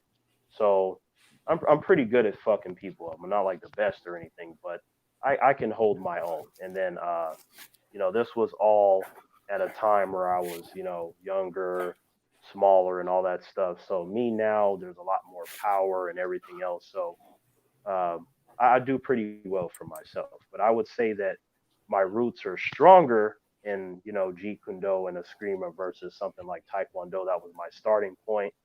I left near the end of my Taekwondo training. I never completed it, but at the same time, I guess you can't really complete a form of martial arts because you can study that forever. But I was only ever in martial arts to begin with was to hurt people because I started when I was angry. I didn't care about this belt and that belt. I showed up and I was like, "You teach me what I need to know to whoop somebody's ass," and I was on to the next thing. That eventually sort of faded, but that was my starting point. That's why I jumped from Taekwondo to Jeet Kune Do. And uh, the funny thing is, have you guys heard of Richard Bastillo by any chance, martial artist? No. No. Oh, okay, Richard Bastillo was one of Bruce Lee's students. He passed away recently, but he trained under Master Lee. I went to his dojo before he died. I didn't know that until I knew. Like this was when I was transitioning over, and I walked into the dojo, and there was like a bunch of Bruce Lee paintings and pictures on the wall, and it looked amazing, like his whole career and stuff, and different kicks and stuff. I was like, awesome. And then I went to this glass panel. There was a picture of Bruce Lee's wife Linda, his son Brandon, and then Richard Bastillo, right? So I saw this dude, didn't know that. I go inside where the students are training. Richard Bastillo is there. I go back out, look at the picture, go back, look at him, go back and look at the picture one more time. I'm like, Bruce Lee's son and wife? Like, he's like, yeah, I was Bruce Lee's student. And I was telling him, like, because there were so many of his students that I knew, but there were some that I didn't. He was one of the ones that I didn't know. So I was like, yo, and then I wanted to go there, but my mom was so insistent that I finish the other one. So I was like, fuck that. So fortunately for me, my uncle's friend, Joe, who became my other master, he actually knew the shit that I wanted to learn and he taught me for free. So that's how I ended up learning that stuff. Mm. Okay. Jackie Chan sacrifices his body in his stunts and has a better catalog. Okay. Um, well, okay, again, you're talking about someone that has like probably 70 plus movies in comparison to a man who died at the peak of his stardom. Like if Bruce Lee wouldn't have died in 1973, we wouldn't even be talking about Jackie Chan. He will tell you that himself. Jackie Chan, Jet Li, all the rest of them, they wouldn't be there without Bruce Lee. The kung fu craze started because of him. He was the one where each one of his movies were breaking box office records. Facts. So basically, he was Marvel Studios before Marvel Studios. He had a movie. It was different. It just started a whole entire movement. No one else has been able to replicate that. What they have been able to do is ride the wave of some shit that he started. That is the difference. Yeah. Uh, I heard Judo Gene LaBelle made Steven Seagal crap his pants. I don't even know who that is. I do. Gene LaBelle is very good at judo and jujitsu. That was a rumor that I heard what 8 9 years ago. And it's just that it's a rumor. It might have happened, but I haven't found anything that has any sort of validity to that. Um, I mean, me personally, I think that Steven Seagal is a better martial artist than Gene LaBelle, but again, I don't know if that happened or not. But the whole scenario where Seagal was there and then Gene LaBelle just choked him out and he crapped his pants, it just sounds ridiculous to me. So I kind of dismissed it when I looked into it for about 30 some odd minutes. But Steven Seagal's problem is that I grew up watching him and I still like him in the movies and my respect for him as a person is slowly faded only because he kind of just lies about random shit. Like I don't know why he started doing that cuz at first, man, everybody was going to see his stuff. He came out with Above the Law with Pam Grier and you got the beginning segment where he was talking about his life and how he went to train in Japan. That shit was fire. And then his Mm. career broke off from there, but then later in his older age, he started lying about, I trained this person and I was here. it was a lot of why did you already had your respect, you had your stature, you have your badass movies. So to me, his little weird line just didn't seem to have any place. Like, why would you need to do that? Because it's not like he needed to lie to get credibility. It was already there. He didn't need to lie to get in the movies. He already had that. Like, it just seemed unnecessary. So I feel like that's an example of someone shooting themselves in the foot. So because of all of his lies and all the jokes that people have made about him, they like to discount the fact that he is a martial artist that will fuck your shit up. Like don't let Steven Seagal's own silliness and silly memes that you find about him let you think that you can walk up to Seagal and do something. You will die. No, Period. you can tell. You could tell he could fight. I think he only had really two good movies though, which was Above the Law and Marked for Death. Those are the only two Yeah, movies those, that those his two that are I those really two like. are awesome. Like, I mean, I like a lot of his movies. I don't care if it's like Glimmerman or Fire Down Below. Like, I don't care what it is. They're Like, decent, but I think those yeah, are his best. I like Fire yeah. Down Below. That's one sticks out in my mind. Like it, What because about to what? be. Go ahead, Terrance. Go ahead. Sorry. No, go ahead. No, no, no, go ahead. No, I was just gonna ask Daddy. What about Marked for Death? I like the two you said, but I'm saying I also like Fire Down Below. I like the way he put that man in his place because he thought it was so bad, and how they kind of ostracized that woman, and he took care of the woman Hmm. and built her self esteem back up and made her feel like somebody. So I like how he did that. Okay. Yes, and Steve, like the thing that made Steven Seagal stick out is because a lot of people when they watch movies that are not martial artists, they like a lot of flashy stuff, as do I. But at the same time, when you have someone like Seagal and Bruce Lee, when they do their moves and they're practical and you can use them in real life and you could turn that into a movie, you're better than those people that are doing 360 spin flips because that's a lot of like I'm going to spend many months choreographing it. You try that shit on the streets, you will get murdered.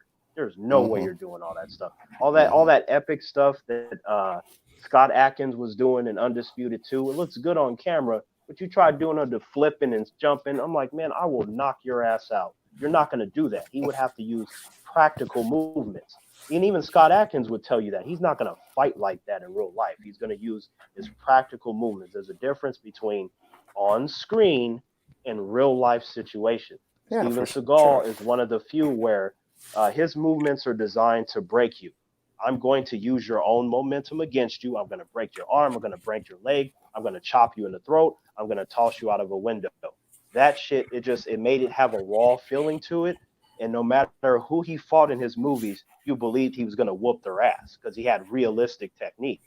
Yeah, I like the movie too where he was on the ship. Then next when he was on the train, Oh yeah, Under Siege. especially when Under Siege. he killed that asshole on the train.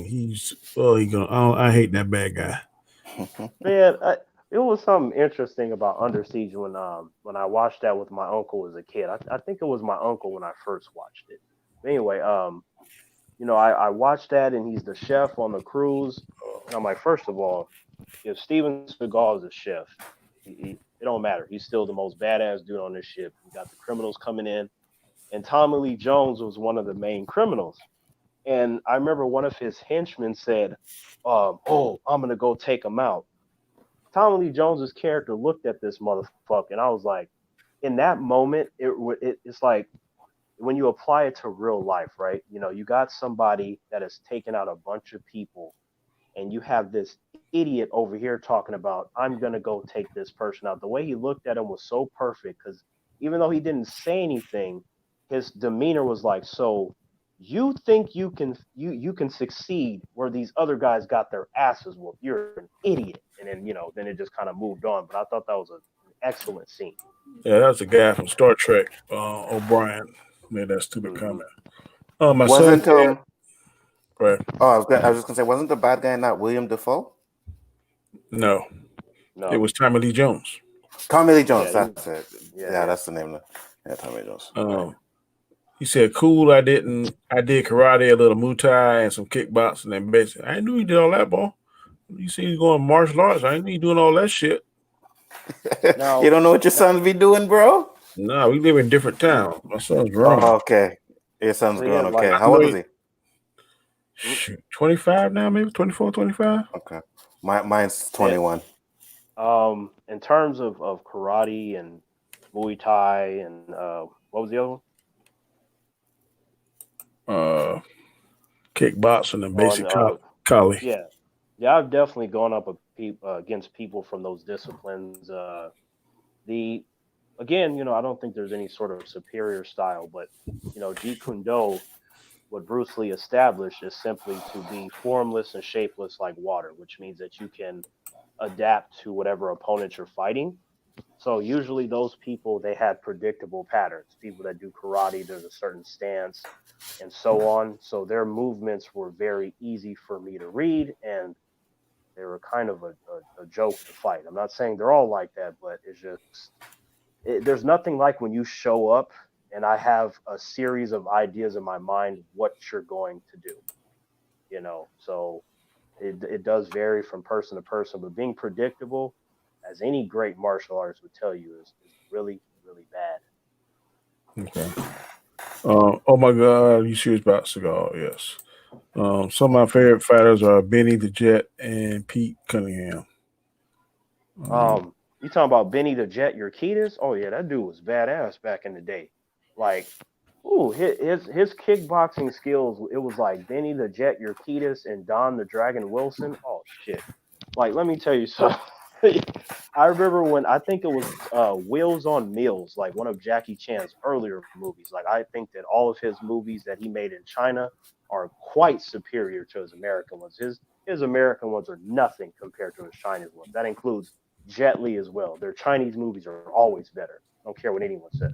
But like, I think it was Wheels on Meals when they had a fight scene between Benny the Jet Urquidez and Jackie Chan. Ooh, that was a fire ass scene. I thought Jackie Chan was gonna die. Yeah. Simon Sungui. Have you seen Tiger King? I've seen spurts of it. That shit's so stupid to me. I keep it moving. My wife and daughter watches that and they laugh at it. I Quite watched the I watched the whole thing too. What's that again? That sounds familiar. What is that? Tiger King? That's the documentary on Netflix about the guy who was raising tigers, and then he had an issue with girl from PTA, and he was claiming that she killed her husband, and then he ended up going to jail. It's crazy. Oh yeah. No, I'm not watching that. Yeah, it's crazy.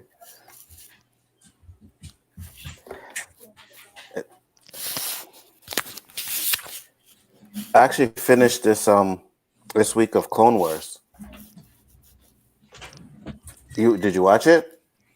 Are you up to date on the Clone Wars? Oh, you talking to me or Danny? Both.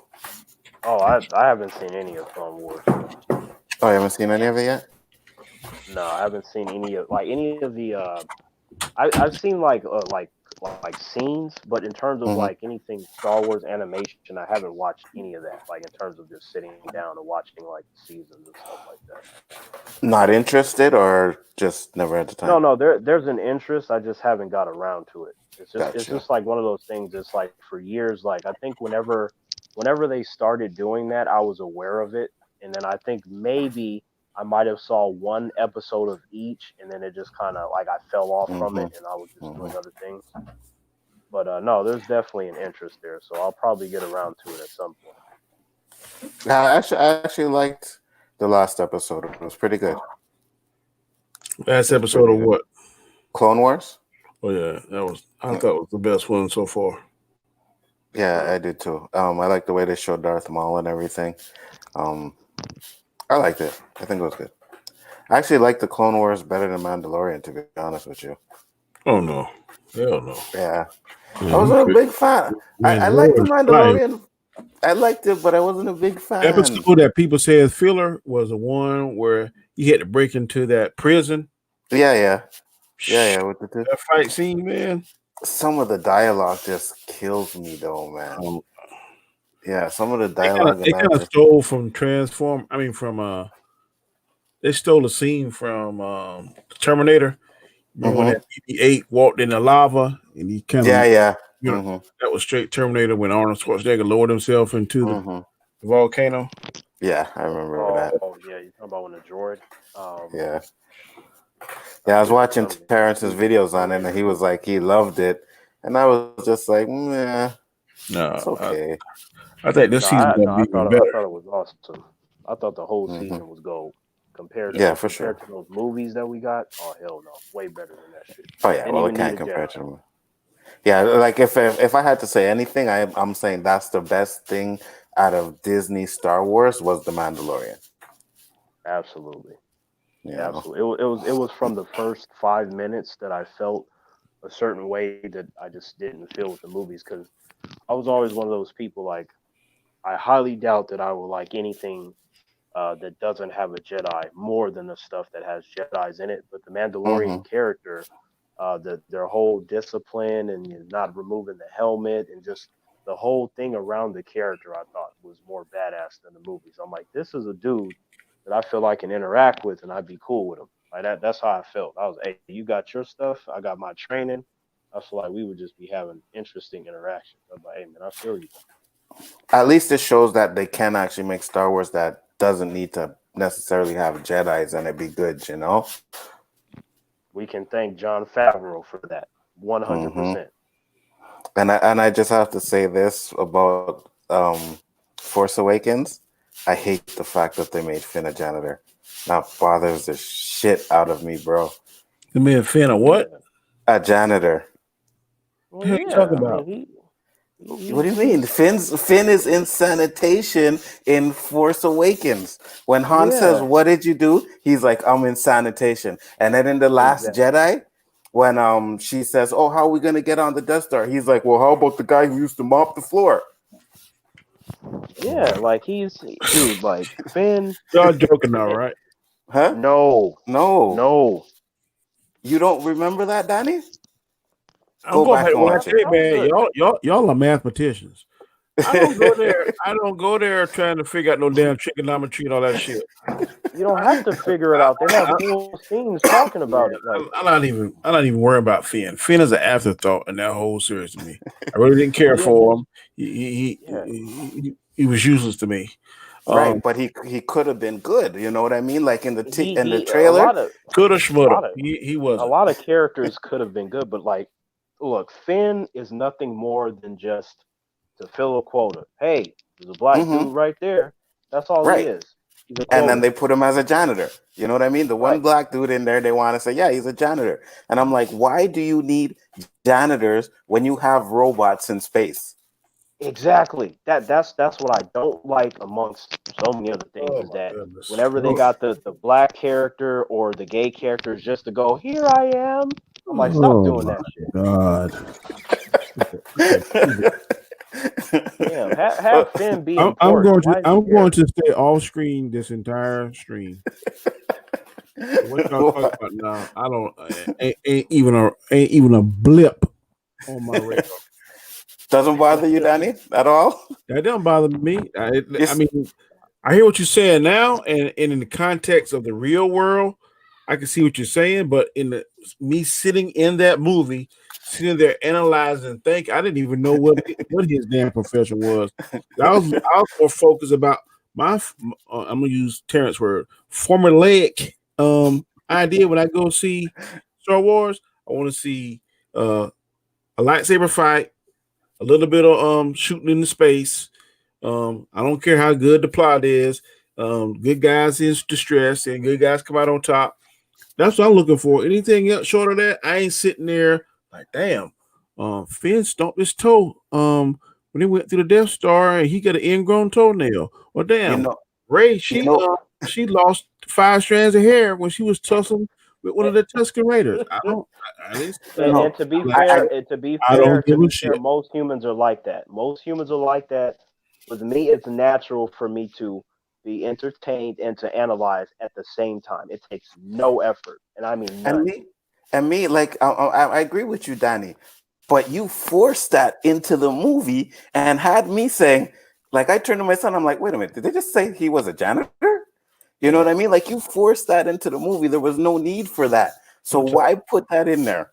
I understand what you're saying, and I hear your points. I'm not saying your points aren't valid.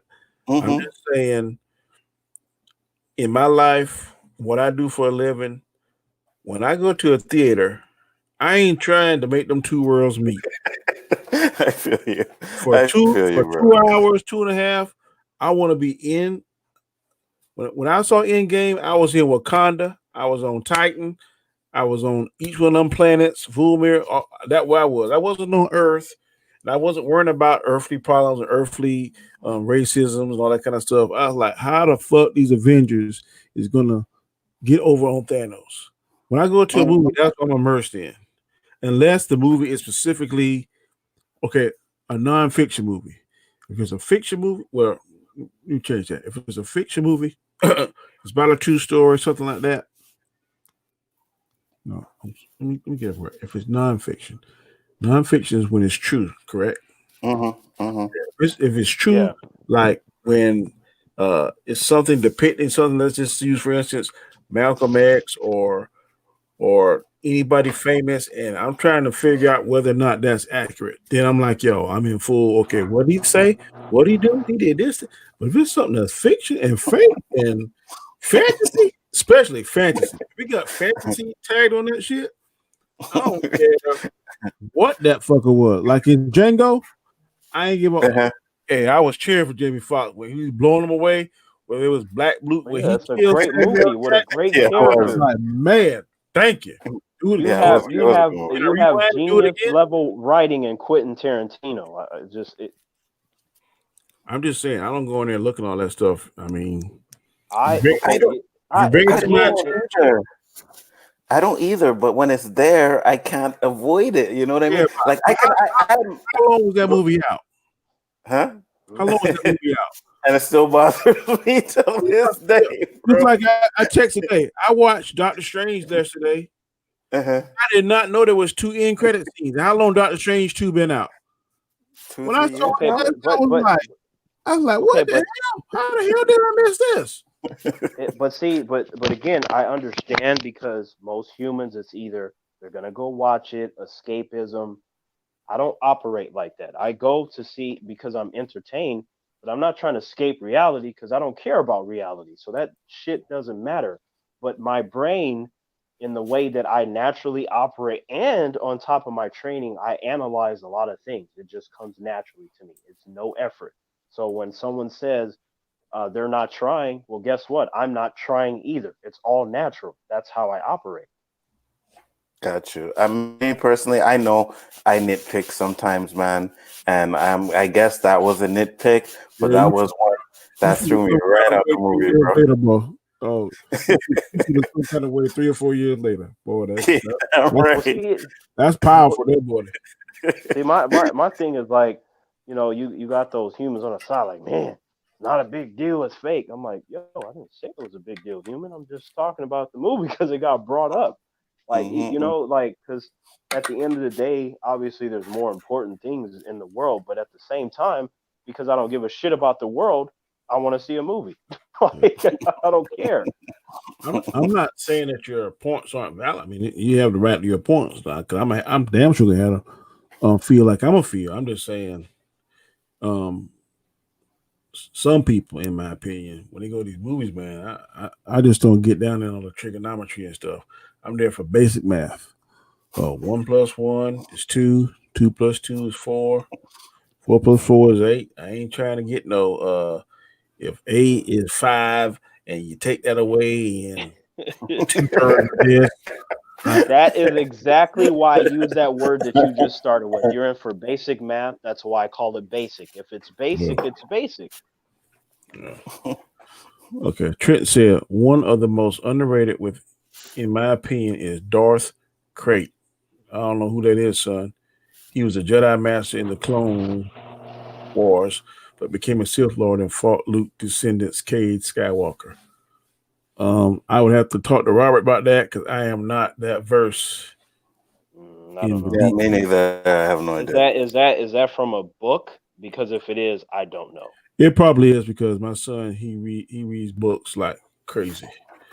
I Okay. Mm, know I Nothing, know. nothing wrong with that. By the way, absolutely. Trenton. Like, but I'm just saying, like, if you're gonna talk to me about Star Wars, It's got to be those movies or it's Yeah, got to be the Mandalorian. Because if it's Or the cartoons, haven't seen them. If it's the books, haven't read any of yeah. I could do the cartoons, the Mandalorian, whatever. But when it comes to the books, no, I haven't. I used to read the EU. I used to read them all the time. Those stories are fantastic. Like if you ever get a chance, read The Ruler 2. It is awesome. Yeah, you It's guys and Robert keep talking about that one, And yeah, I've but always been because I'm a movie guy, so I never really cared about the books. you have to read the books in order to. 'Cause, I mean, I know you don't like Twilight, do you? No. Have you? the books. Like I told you, I read some of the first book and I threw it in the trash because it's Oh, terrible writing. The not the the least. movies, the movies are also terrible, but they're entertaining because of how bad they are. The books So explain to you a lot. I was always Team Jacob. I like the werewolf, and it tell the you. werewolves are cooler than the vampire. Yeah, There were a couple vampires that I liked. I liked Emmett, the buff one, and the Cullen family, and then what's his name? Felix. I like Felix because he almost murdered Edward in the second movie when he was choke slamming him and his face started to crack. And all yeah, the women in the theater were like, "Oh my God, Edward!" I was like, "Fuck him, yeah, kill him, Felix." Like I was definitely on Felix's side in that movie. uh, You're the better book. than me. You went to go see that in the theater? Look, I've seen all let, of them. Really? Jason, let me. I I've seen told all. Danny this. I got to tell you this now, Jason. This is how it happened. Look, like now, my whole life I've been a fan of vampires, werewolves, Mm-hmm. essentially anything supernatural, but Mm-hmm. definitely vampires and werewolves. Just at a time when I was driving because humans told me I needed a car. Fuck them for that. But anyway, so I was driving in my car. I had a friend with me. We stop at the red light. I look up. There's a billboard. You got some handsome motherfucker on there with Kristen Stewart, and I'm like, oh. Look like they might be vampires, werewolves, or something. It says it is out. Let's go see it. So we go to the theater. We get there and it's empty. It's like a big theater room. I'm like, oh, this must not be a very popular movie. Sure enough, three females come in laughing and giggling and shit. Another three female, another four. One dude comes in with his girl. Another 10 girls. Before you know it, we were surrounded by more women than I've ever been around in my entire fucking life. And this one chick that was next to me, Jason, she was grabbing my shoulder. She was like, "Oh my God, it's getting ready to start." I was like, "Oh, you know what this is, huh?" She was like, "Yeah. Oh, did you read the books?" I was like, "I didn't even know they were books. I just saw a billboard." And then the movie starts and you hear that piano, doo doo doo. All these women going crazy. They started throwing their panties at the screen and shit. I was like, "What the fuck?" And me and my friend were just looking at each other like, "Damn, what the fuck did we get ourselves into?" So we watching the movie and I swear they was damn near cutting off all the dialogue. Fucking Edward coming there. If he just turned his head ever so slightly to the right, these bitches were going crazy, Jason. Like, so I'm just like, oh, this is really horrible, cringy ass dialogue from what I can hear. And these characters are atrocious. These are the most pathetic vampires I have ever seen in my life. All they are is nothing but for women to get wet because they're just handsome. They're not aggressive. They're not about anything. But then, I'm like, all right, I'm down to see another one because the girl's like, oh, there's gonna be so many more. I'm like, I gotta see how this shit go in because so that was my whole experience, Jason, with that first one. I met up with some friends to see the second one, and she was into she was Team Jacob. I was like, yeah, werewolves stay cooler. The vampires, they like some bitches and they sparkle and all kinds of stupid shit. So I'm like, whatever. I'm like, the werewolves at least they come out in the cold and stuff. They're like, yeah, weather it don't matter to us. We don't like the vampires. I was like, good, we got something in common because these vampires are bitches. So and then she tells me, you know what's better than this? I'm like, everything else. And then she starts laughing. And then she was like, but no, like there's some books called True Blood and the Vampire Diaries. I'm like, oh, so funny enough, the Vampire Diaries came out. That universe is fucking awesome. Way better than the Twilight shit. The Vampire Diaries, the originals, that's the spinoff. That's like the original vampire family and shit. I love that show. They be ripping people's hearts out and all kinds of shit. Anyway, like so Jason, I saw I saw the rest of the Twilight movie. I saw them all in theaters. The only one that let's see, was it Breaking Down Part One? I didn't find that one entertaining because it was boring. At least the other ones were entertaining. That one was boring and it was bad. And then the last one, it was entertaining up until the point to where when they did that cringy ass writing where nothing happened and It all these was all a characters dream. died. Yeah, that shit was stupid, and I got ready to walk out, but the movie happened to end.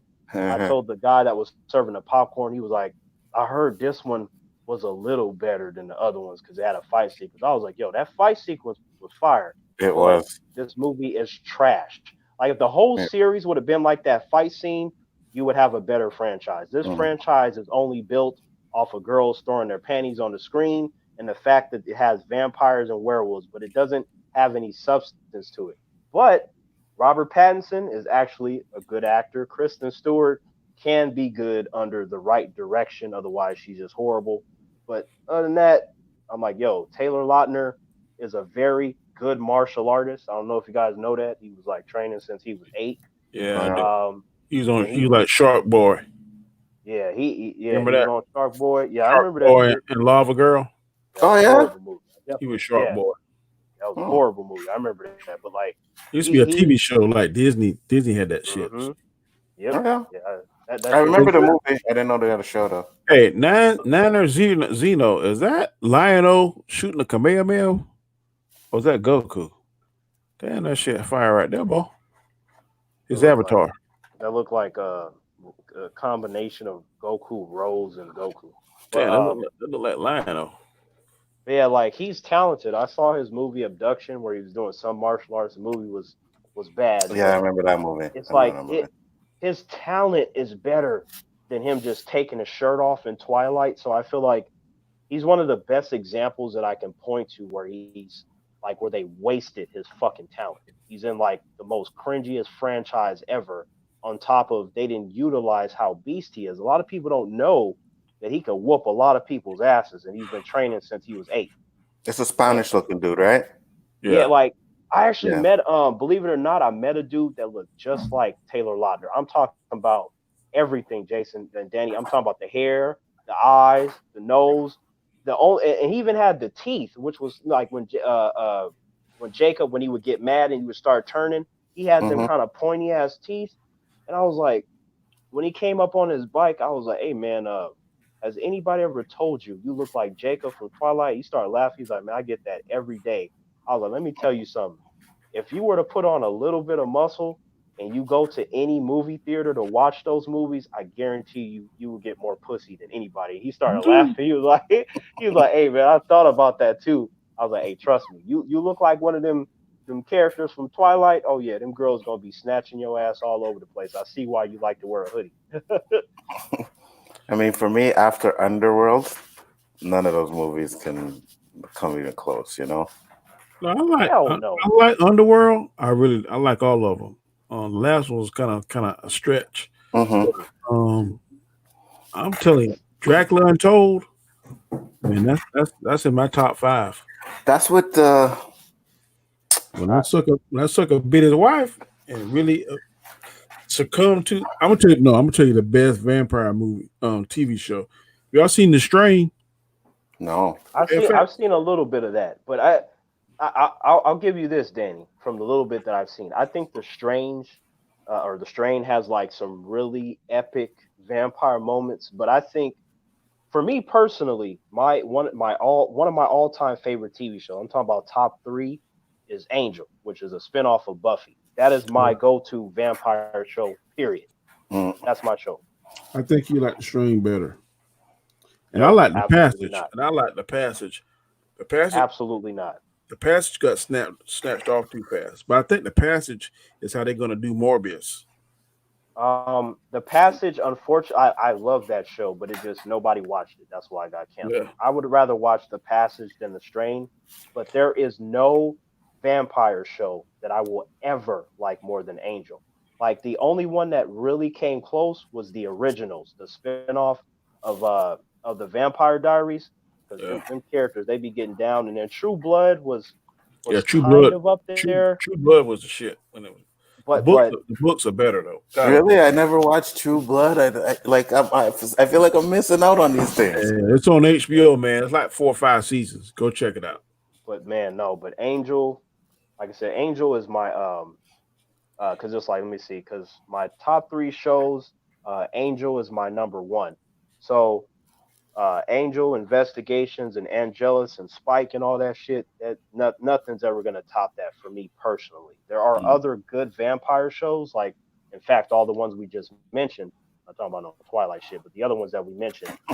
But in terms of my overall enjoyment of anything vampire show, nothing is gonna beat Angel for me. It's not gonna happen. I got you. Never watched Angel, eh? Man said, sadly, they're not. Wait, let me see. Wait. She said, I'm down for most comic based cartoons, though, except for Teen Titans Go. Then she goes on, sadly, they're not. Disney, great example of diversity. The black janitor, the Latin space runner, or the Asian smart chick. And I don't care Um, about none of that shit. That's about right, though. Yeah, I'm not gonna say I'm down with most of them. Like I will give them a chance because they're comic book based, but there's really just a circle of them that I actually feel are good and not just hey, we're comic book shows. Yeah. Mm. My son says, what do you think of a vampire werewolf hybrid like the original show? Trenton, man, you right there with me. The originals, oh man, that show, them characters on the originals between like Klaus, because you talking about a hybrid. That is my favorite character in that entire universe. Because right now they got Legacies, which is a spinoff of the originals. That's like with everybody's kids and nephews and stuff like that. But Klaus, that is my boy. He is a hybrid. He is a vampire and a werewolf. The entire originals family is just, they're full of hack characters. I mean, you can only kill them with the white oak stake. There were three of them in the entire world, and then at one point there was just one because the Michelson family had destroyed them because obviously people try to find them. And but see, the funny thing is that people think it's as easy as like I have the white oak stake. I'm like, they move so fast that you can't even see them. So by the time you raise your wrist ever so slightly, your neck is broken and your heart is outside of your body. So it's not as easy as it sounds. But yeah, You see, like they got. Elijah is his favorite, but he hates Rebecca. Oh man, Elijah. Oh, you know what? Like my brother and I really like Elijah. Like Klaus is my number one, but Elijah, like he's a different kind of savage. Elijah's like he dresses proper. He always has those suits. But I like how he's really polite before he fucks your ass up. He lets you know you made a mistake. He will adjust his tie, necks, legs, spines are all snapping. Like so, I think whenever we get Elijah and Klaus together, man, that is some of the coolest shit I've seen, including over comic book stuff. When you got Elijah and Klaus in a room wrecking people, that shit is amazing. Have you seen Moonlight? It's a older vampire. It stars the guy that plays Steve McGarrett on the current Hawaii Five O. Oh, I I think seen a so, little bit of it, little bit. I think so. That, It sounds familiar. that's on the CW, if I'm not the CW app, if I'm not mistaken. And also, Yeah, I used to watch Forever Night. I like those two. I don't get. Forever Night was all right. Like, what'd you like about it, Danny? 'Cause, like, I I wasn't. like the head guy. I can't think of his name now. But he the one that turned Nick. Mm, I remember the one episode I remember in very clearly is they were dying. There was some kind of strain or something that was killing all the vampires, and the only right. thing could save them was people that was HIV positive. I thought that was funny. That was the cure for them. They had some kind of vampire flu, something that was kind of like what's going on now. Yeah, Mm. I haven't I heard anybody mention that. You bringing back all these memories. But can't get the CW app over here, man. Michael um, Corvin from Underworld is a great example of a vampire werewolf hybrid. Mm-hmm. But um, he was kind of weak how they did him because now they don't even know if he's alive, right? yeah, No, like actually, I think he's Michael, dead. yeah, like I thought he was dead too. But Michael, he's cool, but he ain't no Klaus. To me, like when it comes to hybrids, Man, I she better than Michael.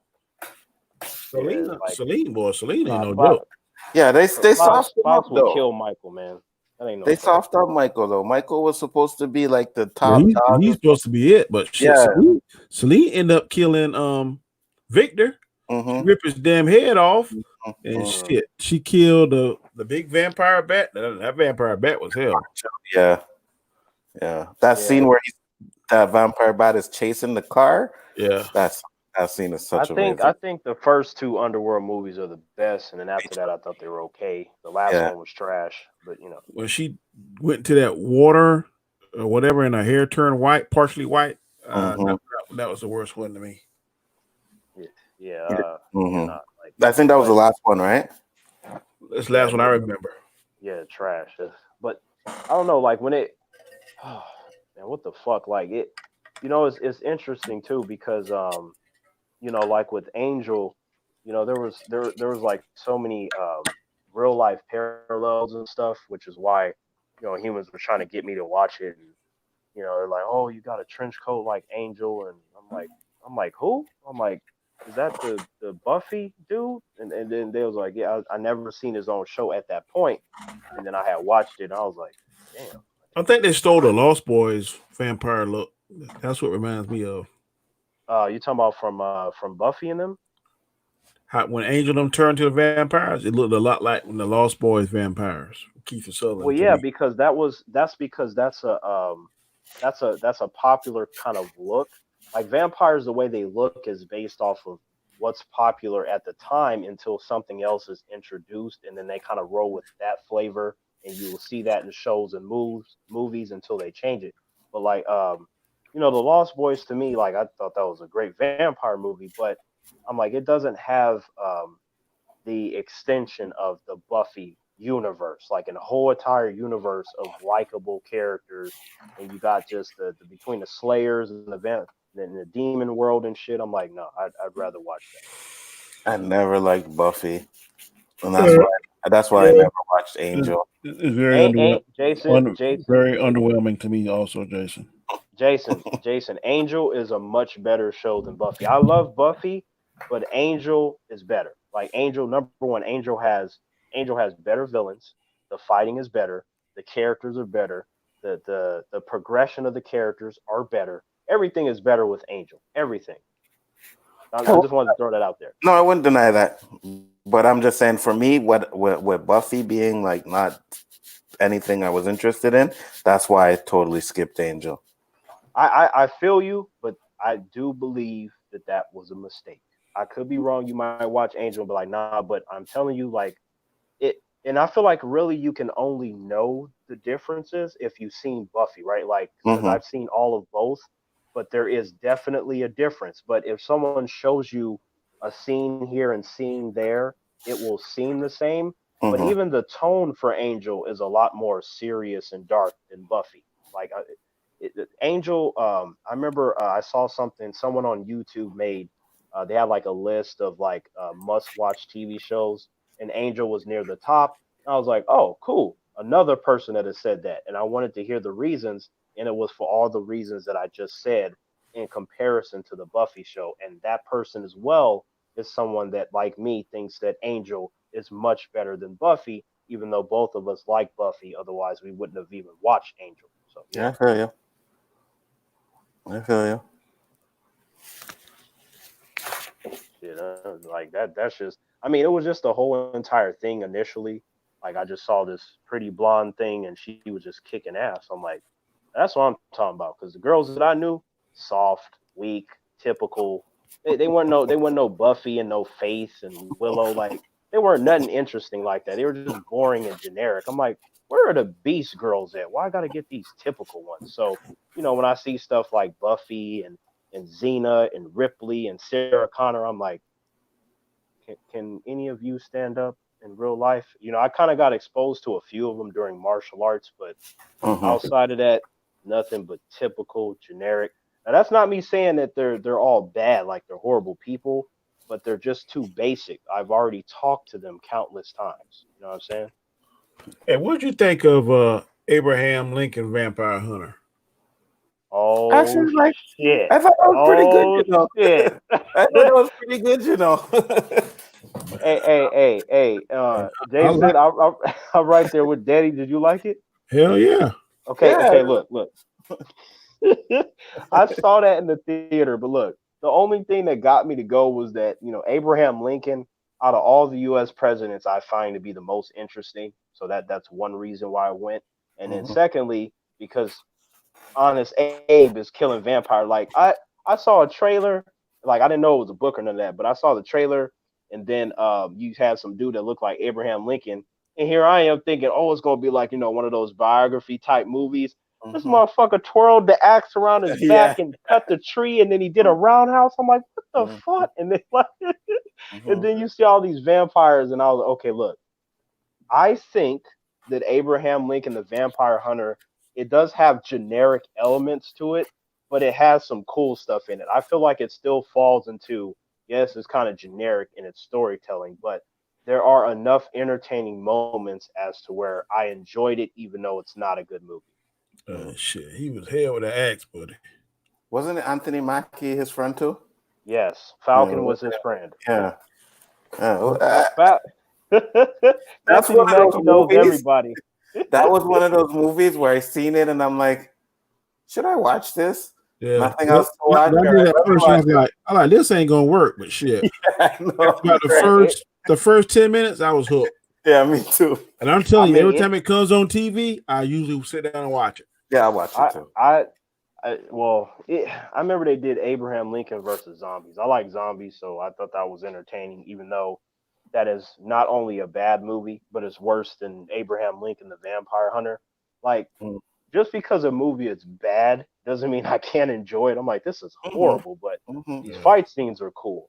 Like guilty pleasure, you know? Yeah, I'm like, look, if you can't give me a good story and characters, which that movie doesn't have any of that, at least entertain me. If you can do that, then you've done your job to some degree, because I do watch it for entertainment. What I don't want is for the movie to have bad characters, bad story, bad acting, and I'm bored. If you've bored me, you've already fucking failed. Even with something like Parasite, which I consider to be a masterpiece, I was fucking bored. So it doesn't matter how good that movie is. So you guys both like zombies, right? Zombie movies? No. Oh, you don't? Absolutely. You ever see Train to Busan? You seen it, eh, Terrance? Yeah. Oh my god, it's an Asian vampire movie, and it is so good. The only two things zombie I really sit down and watch was The Walking Dead. The first 2 or 3 seasons I was hooked. Then it's kind of lost interest. And then what's the one where the guy he got a chainsaw attached to his hand? He got a shotgun on his. Talking about Evil Dead, like what? Yeah, that's it. But okay, but which one though? Because you have Evil Dead. When he goes to a different country or a different world or whatever, different time. Army of Darkness. Yeah, it was Army of Darkness. That's the only one I even sit down and watch. I don't care about zombies. But Army of Darkness was silly though, and you don't like Blank Man. Okay, but look at this though. Like, I like that actor. I'm saying, I'm not a fan of zombies at all. I happen to sit down and watch that, but there's nothing that I'll ever watch again. I can't even remember. Oh, you want to watch it again? The plot. I can't even hardly remember the plot to tell you. I'm just telling you, in the zombie genre, those are the only 2 zombie movies I can recollect that I sit down and actually watch. You haven't seen shit. Hold up, because like with Evil Dead, it was like you had Evil Dead 1. And then you had Evil Dead 2, which was a remake of Evil Dead 1. And then you had Army of Darkness, which was a sequel to Evil Dead 2. And then you had the show Ash versus Evil Dead, which was a continuation of Army of Darkness. And then you had that remake, which I thought was mediocre. Yeah. But yeah, like the Evil Dead movies have a sort of cult following, and people love Bruce Campbell because Bruce Campbell is cool. Out of that whole franchise, is actually the show that I like the most, which is Ash versus Evil Dead, even over the movies. But when I compare that to other zombie material, hell fucking no. There's too much good stuff out there. I'm like, I could think of many things. I don't care if it's The Walking Dead. I don't care if it's 28 Days Later. I don't give a Land of the Dead, The Dawn of the Dead. I don't give a shit what it is. All that shit is better than what you just mentioned. Okay, I don't doubt that. I'm just telling you, I don't give a shit about zombie movies. So you can list 50 of them. I would not know because I haven't watched nothing but 2. Okay, so Danny, I know you don't care for zombie movies, but if I told you that I made one, would you like not watch it, or do you feel I just because we're friends, I probably would support anything you do. But I'm telling you, if it's shit in my mind, I'm only gonna watch it one time, friend or not. That's it. So you didn't see World War Z? Huh? You didn't see World War Z? I did see that, Okay. but Oh, it wasn't. excellent. But it wasn't nothing that I'm like. I can't remember what's going on. And I was like, I thought zombies supposed to be slow. These fuckers was like damn killer No, no, ants no, in no, no, there. Yeah. no, no, no, I'm no, like, no, no, what? no, no, What no, the no, no. hell? See, no. See, for the zombie enthusiasts like Oh, myself, whoa! Before you go on that, you don't have to explain to me because I don't give a damn. but real, So real quick, you don't Danny, even you ain't even got to explain that. 'Cause I don't care whether they're supposed to be slow or fast. So we Danny, can move to the next topic. real quick, Dan. I It just ain't wanted gonna to be say, quick. You gonna talk for 10 minutes about it. I promise, it's gonna be real quick. Look, zombies, it depends on the person telling the stories because most of the time they are slow. They're not smart. Their whole entire thing is to spread the virus. That's it. No. When I say slow, I mean move physically slow, not slow That's as what in that yeah, that's what I'm talking about. They're slow. Their whole entire thing is to spread the virus. okay. However, Hold it, on. it, I'm lying. I did see what's one Will Smith.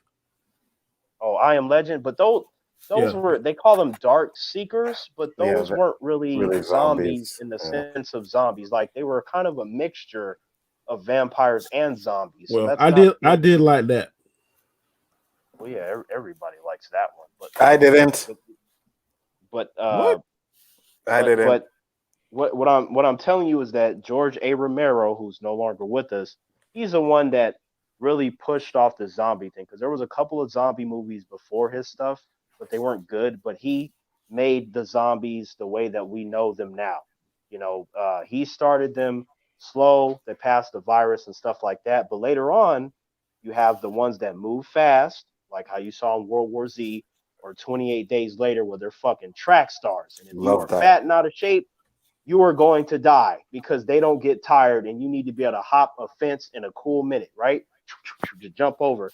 But you also have the scary ones like in Resident Evil, where these motherfuckers can learn and get smarter, or like Mm-hmm. in Land of the Dead, the George A. Romero movie. These zombies were learning how to use weapons, which now means Mm-hmm. that when you think you're all smart, like, hey, Terrance, there's some zombies over there. Look at them all stupid and shit. And one of them hold up a rifle and blow your fucking head off, and they don't even gotta bite you. So that's the scary shit right there, Danny. So I just wanted Okay. to say that there are differences just as much as you have different vampires and werewolves. Okay. And I'll just say 28 days later and 28 months later, good movies. Okay. Oh I let shit, that's supposed to be the third one, Jason, because you got 28 days later, and then you got 28 weeks later, and 28 months was Right. supposed to be the third Right. The one that we third never got. one. Yeah. Yeah. Right. what y'all think of Fright Night? The first one, not the second one. The original Fright Night? Yeah. I loved Um, it. oh yeah, the one with where the kid was looking out the window and then the fucking Yeah. neighbor was a vampire. That movie Yeah. was awesome. Yeah, What it the was. fuck? Like that whole thing, and then he had that weird friend and shit that knew everything about vampires. Man, that shit was awesome. Like, yo, that scenario was something that I like wanted to happen when I was a kid. Like my cousin would look at me weird because they was like, "Why the fuck do you want to meet people that can kill you?" I'm like, "Look, bitch, if they can turn me, I can get power and take this shit over." Like I had to tell him. But look, the whole scenario of the kid knowing, and then him trying to prove it, and then nobody's listening.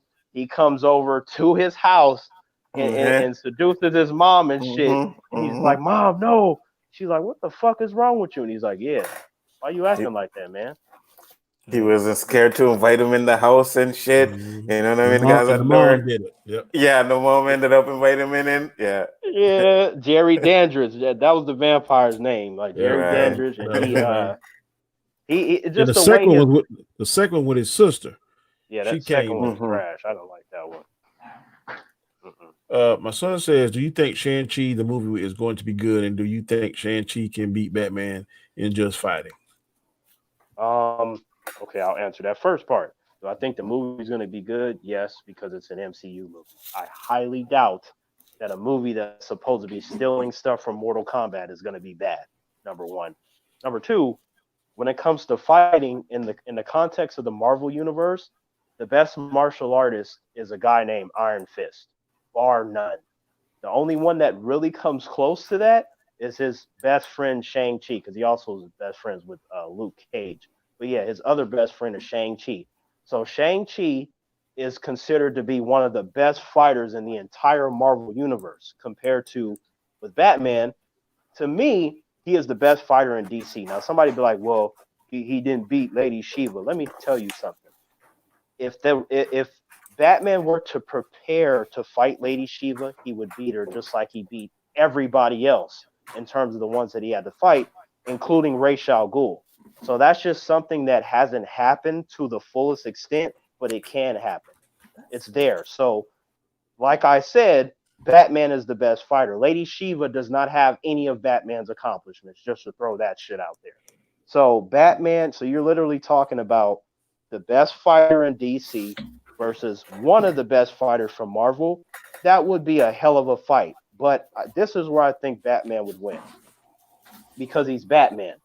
Shang-Chi does not have the battle plans that Batman does. Like Shang-Chi is a person, he shows up, he kicks somebody's ass, he has experience. But Batman, he's way smarter than Shang-Chi. Batman has a certain level of experience because Shang-Chi, he has weapons and shit that are hacked, that are mystical. Like I said before in another stream, they would make Doctor Strange jealous, the shit that Shang-Chi has. But like, it would be a badass fight, and then I would give it to Batman. That's how that goes. So you get a lot of back and forth, boom, boom, boom, boom, boom, and Batman. If he, let's roll with the scenario that Shang-Chi is beating the fuck out of Batman, right? Let's go with that. I think that at the very end, it will be Batman that will figure out what to do because within that time, he has adapted to his opponent, and then that's how he beats Shang-Chi. Yeah. Okay, how about Interview with a Vampire? What do we think about that one? Hated it. Ooh, I thought it was cool. Like I didn't read none of them books, but I will take that any day over any Twilight movie. Yeah, Period. my brother read those. He's into that shit deep. How about the Dracula 2000? Oh wait. I gotta say too, before you get to that, I wanted to say that Tom Cruise and Brad Pitt and Antonio Banderas as vampires, their performance was really good in my opinion. Yeah, I like them in that. I only seen it once, and that was enough for me. So I don't even remember their performances, to be honest with Jason, how could you? you. No, I couldn't. Yeah, go ahead, Danny. Yeah, Dracula 2000. That starred Gerard Butler and Omar Epps. Ugh. That was the Oh, one no. where if at the end they said that Judas was the first vampire because when he betrayed Jesus I don't know. for 30 pieces of silver, and that's why the silver can kill vampires. Yeah, I didn't like that one at all. It came out in 2000. I'm sure I seen it and probably didn't like it, but I keep mixing them up between Bram Stoker's Dracula 2000, Dracula That Untold. that one was good. The 2000 one I feel is when I tell people, like, if I have a list of bad vampire movies, Dracula 2000 goes on that list. You like Bram Stoker's Dracula? I thought it was decent. You talking about the one that starred the guy that played Commissioner Gordon was Dracula? Yeah. Yes. Man, that was good. That movie put me to sleep, boy. Oh, I thought like look, the movie itself is good, but for my opinion, for me, it was decent. But obviously, if I critique it, I'll say it's good because you need to go on Netflix and watch Dracula. It's a 3-episode, I think, like an hour and a half each episode. You need to watch that one. It's pretty good. I heard about that one. I haven't seen it. All right, this is one. Let's kind of laugh, but I've seen it a couple times. Have either one of y'all seen Blackula? Of course. Came out in 1972. Terrible. And, boy, I laugh at that sucker, boy. Yeah, it's like the concept is better than the movie itself. Put it like that. I'm gonna tell you this right here, Salem's Lot. I've seen that, the original. It scared the bejesus out of me. I will never ever watch that movie. And I'm a grown ass man now. That movie scared the F out of me. Were you scared by that, Jason? I don't know. I don't remember. Okay, in 1979, I was 9 years old. I was a little boy. And I can remember it. No, I don't want to watch that movie. American Werewolf in London scared the shit out of me. Okay, yeah, that's a great movie. But I'll tell you this. There's never been a movie that scared me because I was the kid that was cheering when people died. That was me. My mom will tell you that. My grandparents, my cousins. Like when I was introduced to horror movies, I couldn't get enough of them. We spent weekends like, okay, all the Nightmare on Elm Streets, all the Friday the 13th, all the Michael Myers, all the Leprechauns, all the Hellraisers, the Dentist movies. Oh, You name them. I hate Hellraiser and Leprechaun. Oh my god. What? Hellraiser. What? Hellraiser is fire. Like I'm not talking about it's bad. I'm just saying I don't like that hell. Oh well, Okay. Clive Barker is a genius, man. Like in that first movie when they came out of that puzzle box and shit, I'm like, do you know how fucked up that is? That you're telling me I have to solve a puzzle to get rid of people that can kill me in 1 second? No, them fucking chains and shit. They just, and the dude with Doug Bradley to play Pinhead. I was like, man, his voice when he was like, show me. I was like, hey, I would show you anything. What I gotta show you? Like his voice was I want to show him the way out this damn room and get the fuck out. Hey, what that line was beast though when I think Heather or whatever, like she started crying and shit, and then he was like, no tears, it's a waste of good suffering. I was like, yo, like this dude is beast. Like what did y'all think of Van Helsing? Came out 2004. Hugh Jackman one? Yeah. I think I liked it. I'm a Hugh Jackman fan. You don't like it? I don't think I did like it. Yeah, I liked it. Okay, look, I don't think the movie's bad, but it's underwhelming. It's like an Underworld ripoff to me. I guess one could look at it. I just thought it was. No, it kind of. I think it's a spinoff or kind of like a knockoff of what's the one with Sean Connery? League of Extraordinary Gentlemen. Yeah, it reminded me of that. I didn't like that movie, League of Extraordinary Gentlemen, but I like that. I thought it was very underwhelming. That's another example of where I thought the concept was better than the movie itself. Same thing goes for Van Helsing. I thought it's another movie where I'm like, it has moments, but the movie is very underwhelming, which is why you don't have any sort of anything after that. Like, I like League of Extraordinary. What do you think about Dark Shadows with Johnny Depp? I enjoyed that. Like, because I remember there was a show or something, right, that I saw when I was a kid. But like, oh man, the show was in black and white. Barnabas Collins was the what was his real name in real life? God, I like the show that I saw when I was a kid. Like, I thought it was okay, but like I gravitated more towards like the Munsters or the Addams Family more than that. Yeah. Way more than that. So when I saw the movie, I was like, okay, you got Johnny Depp, you got Chloe Moretz in here. I'm like, all right, 2 reasons to watch it. And I watched it. Yeah. I was like, yeah, this is fun. But I just thought they should have made it more serious, like the original movie. I think it would have been better. I didn't hate it, but I wasn't in love with it either. No, that's fair. Killer says, what about It movies? I've seen the original It. I haven't seen the remakes. You gotta watch the remakes, bro. No. See, specifically the first one. The second one, Chapter 2, is weak.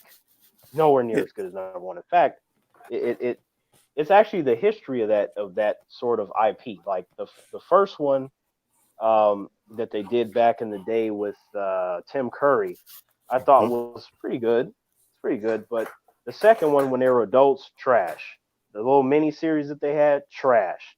And then the remake came out, and I'm like, that's better than anything It related that came before it. It's actually the rare exception where the remake is better than the original, the sequel, and the spinoff.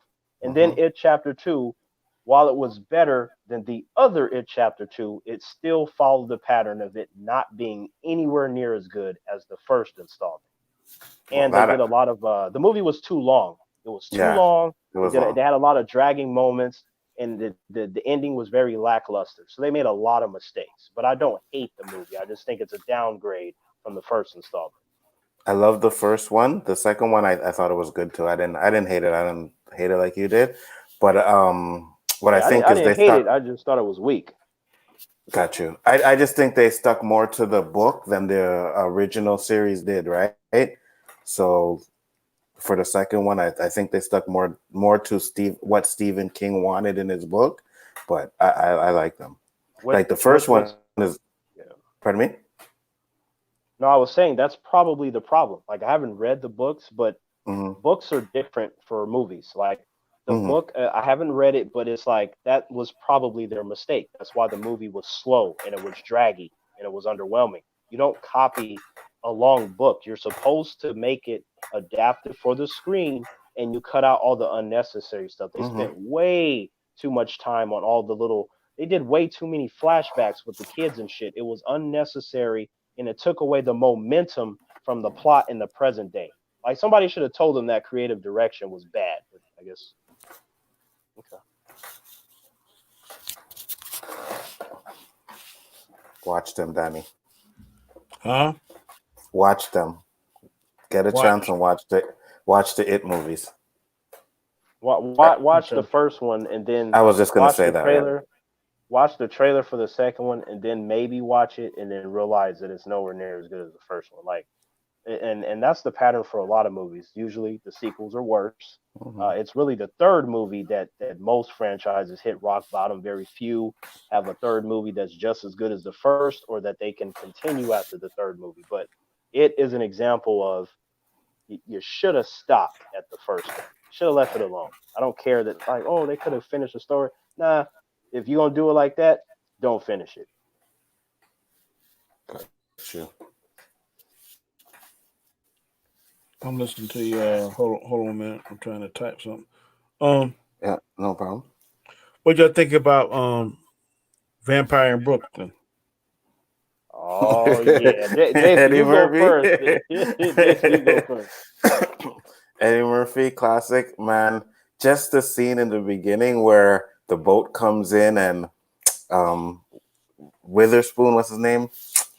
Jeez. Yeah, rest in peace, John Yeah, Witherspoon. John Witherspoon, where he's talking to the cops. Oh, that movie was hilarious. I love that movie, bro. And Vampire in Brooklyn is everything that Blackula should have been. Like Blackula is trash. Like Vampire in Brooklyn, if I'm gonna be honest, is not a good movie, but Mm-hmm, mm-hmm, it is fucking entertaining and mm-hmm, shit. And it's funny because you have the like what I call genius level comedic timing of Eddie Murphy. There's only a few in history that have that. Eddie Murphy is one of the few where he is just so charismatic.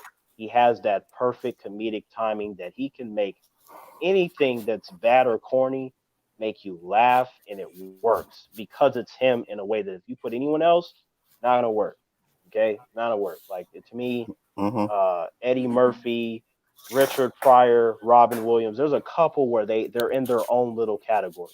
Chris Rock is in there as well. Like Chris Rock is just like his articulation with how he explains his jokes is great. But like I said, Eddie Murphy I thought it in the was Kadeem context. Hardison. Hmm? Yeah, he was in it. I thought You talking Kadeem about? Hardison was in it, not Chris Rock. Yeah, no, it is Kadeem Hardison. Yeah, it is. No. I was just talking about the different comedic geniuses and stuff. But like, Oh, I thought you were saying um, Chris Rock was in the movie. I got you. yeah. So Eddie Murphy. I thought he looked great as a vampire because with us with black people, we look more exotic as vampires because white people, you know, they look good, but it's just us. We got the dark skin. You give us the teeth, and you got them colored contacts. It just looks more supernatural, like in comparison. Like compare how Eddie Murphy looks compared to like say the regular average white vampire that you would see, and you Mm. can't sit there and tell me that Eddie Murphy doesn't look more exotic than them. Mm-hmm. Yeah, that cool vampire look, Yeah, the swag and everything. yeah. And then when he got happy, when like he Uh-huh. smiled and shit, he's like, "I Mm-hmm. love this place." I'm like, that shit looked fucking terrifying. I was you like, "What the know. fuck?" One thing, Danny, you Yeah. gotta read Killer Keller's last comment.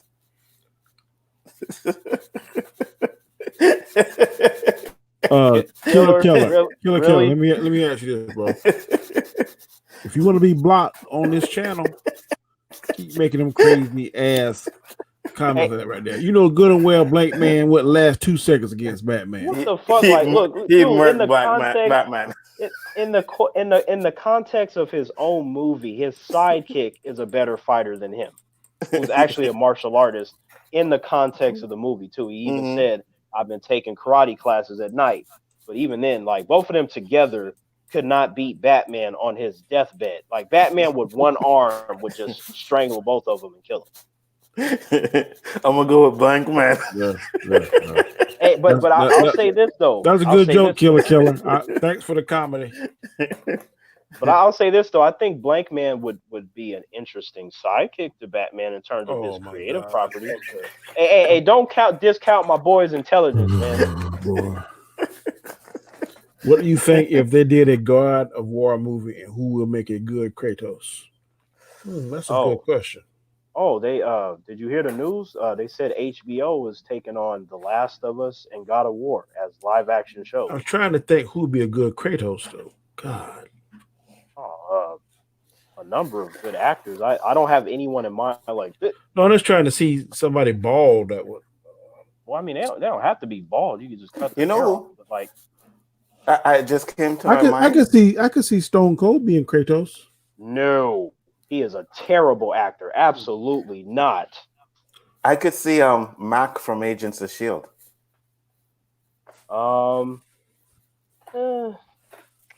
He has the intensity.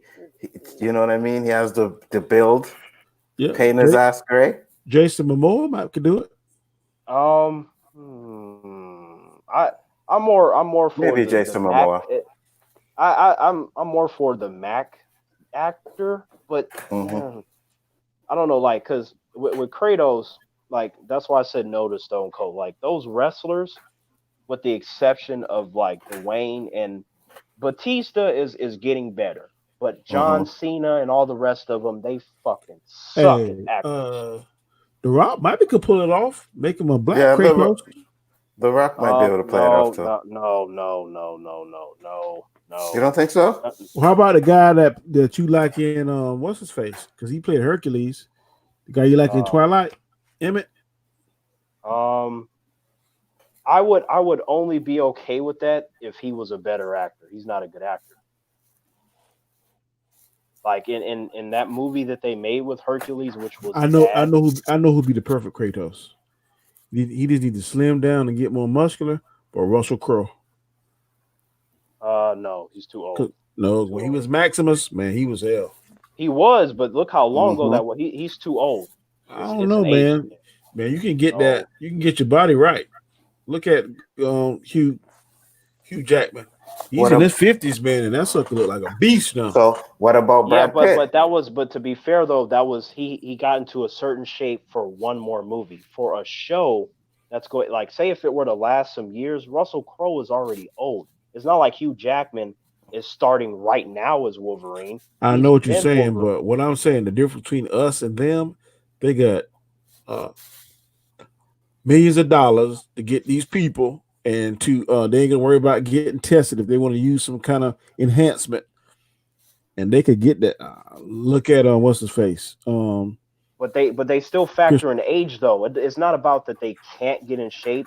It's for the longevity. There is a pattern. Notice if you look at most casting for any sort of show that's meant to last a long time or any franchise, they cast younger people because they need the longevity. There's no guarantee that Russell Crowe is still going to be around or that he would even want to do that. I beg to differ because I don't know if you remember the first Equalizer. That guy was like 70 years old. Wait, who? The guy that played the first Equalizer, Robert McCall. Oh yeah. But to be fair, that wasn't a very physical kind of show. You're talking about something like Kratos from God of War. That would require a lot of extensive training. Something that would be equal to 300 level training to get into that kind of shape. What about Brad Pitt? You guys seen Troy? When he was, if we were talking about back when he did Troy, yes. Now, absolutely not.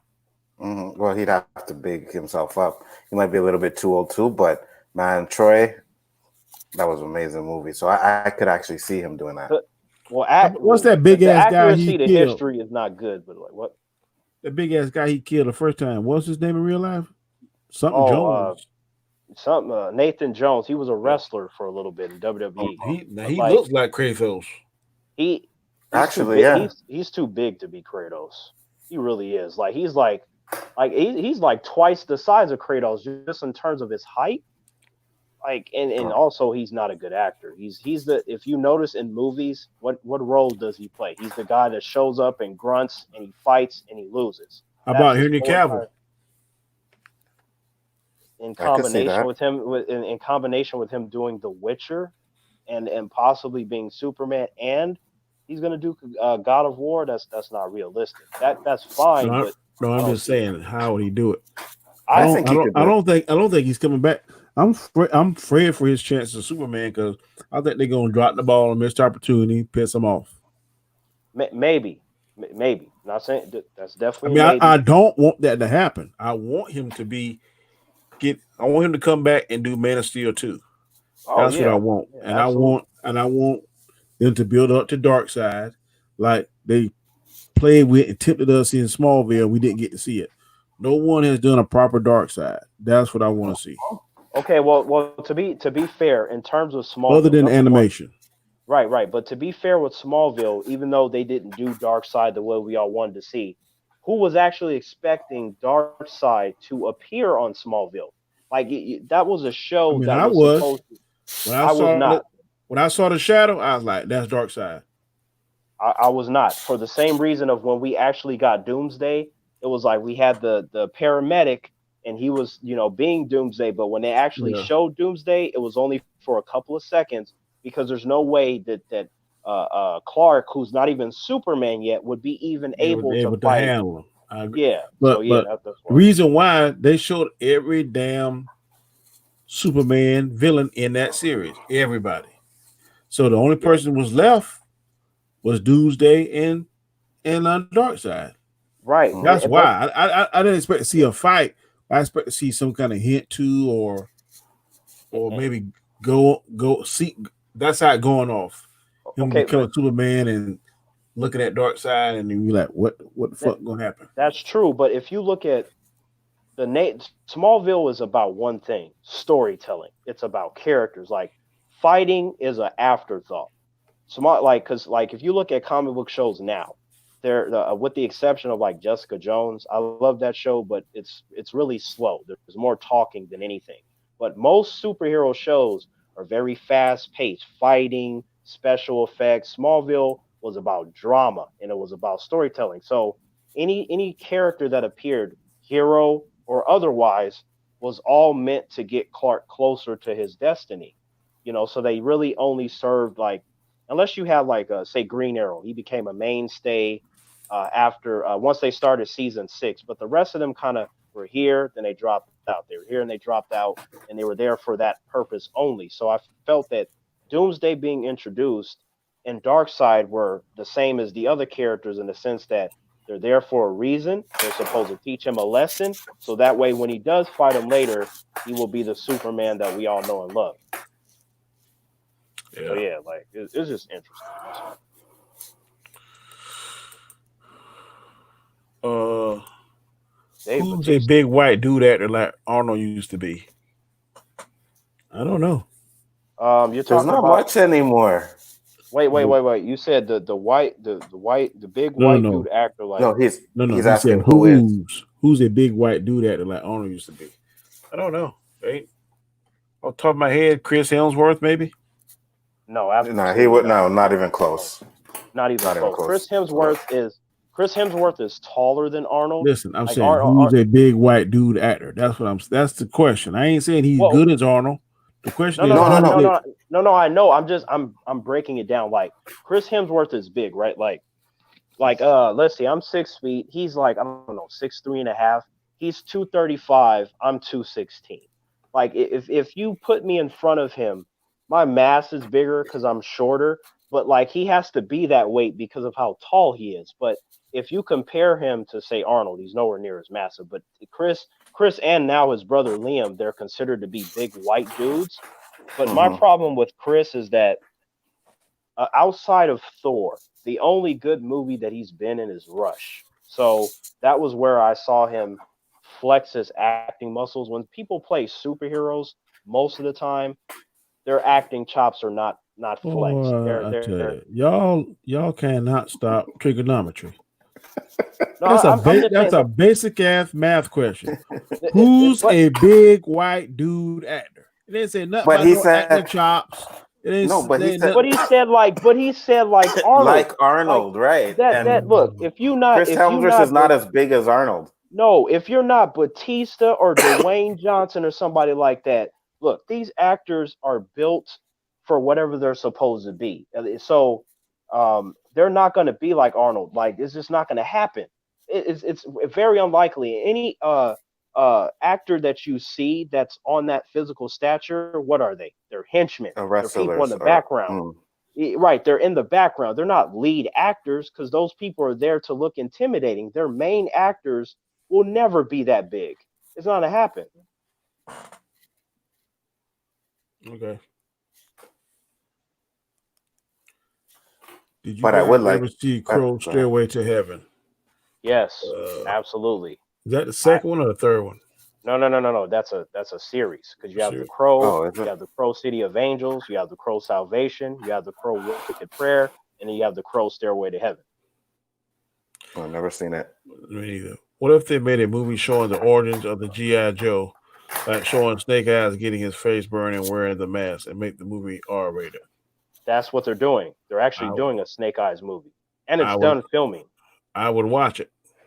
Yes, Yeah. and we're all gonna watch it. Like they're done shooting. I think they're only working on I guess the special effects, but there is a solo Snake Eyes movie that they've been working on for Mm-hmm. like the last 6 months.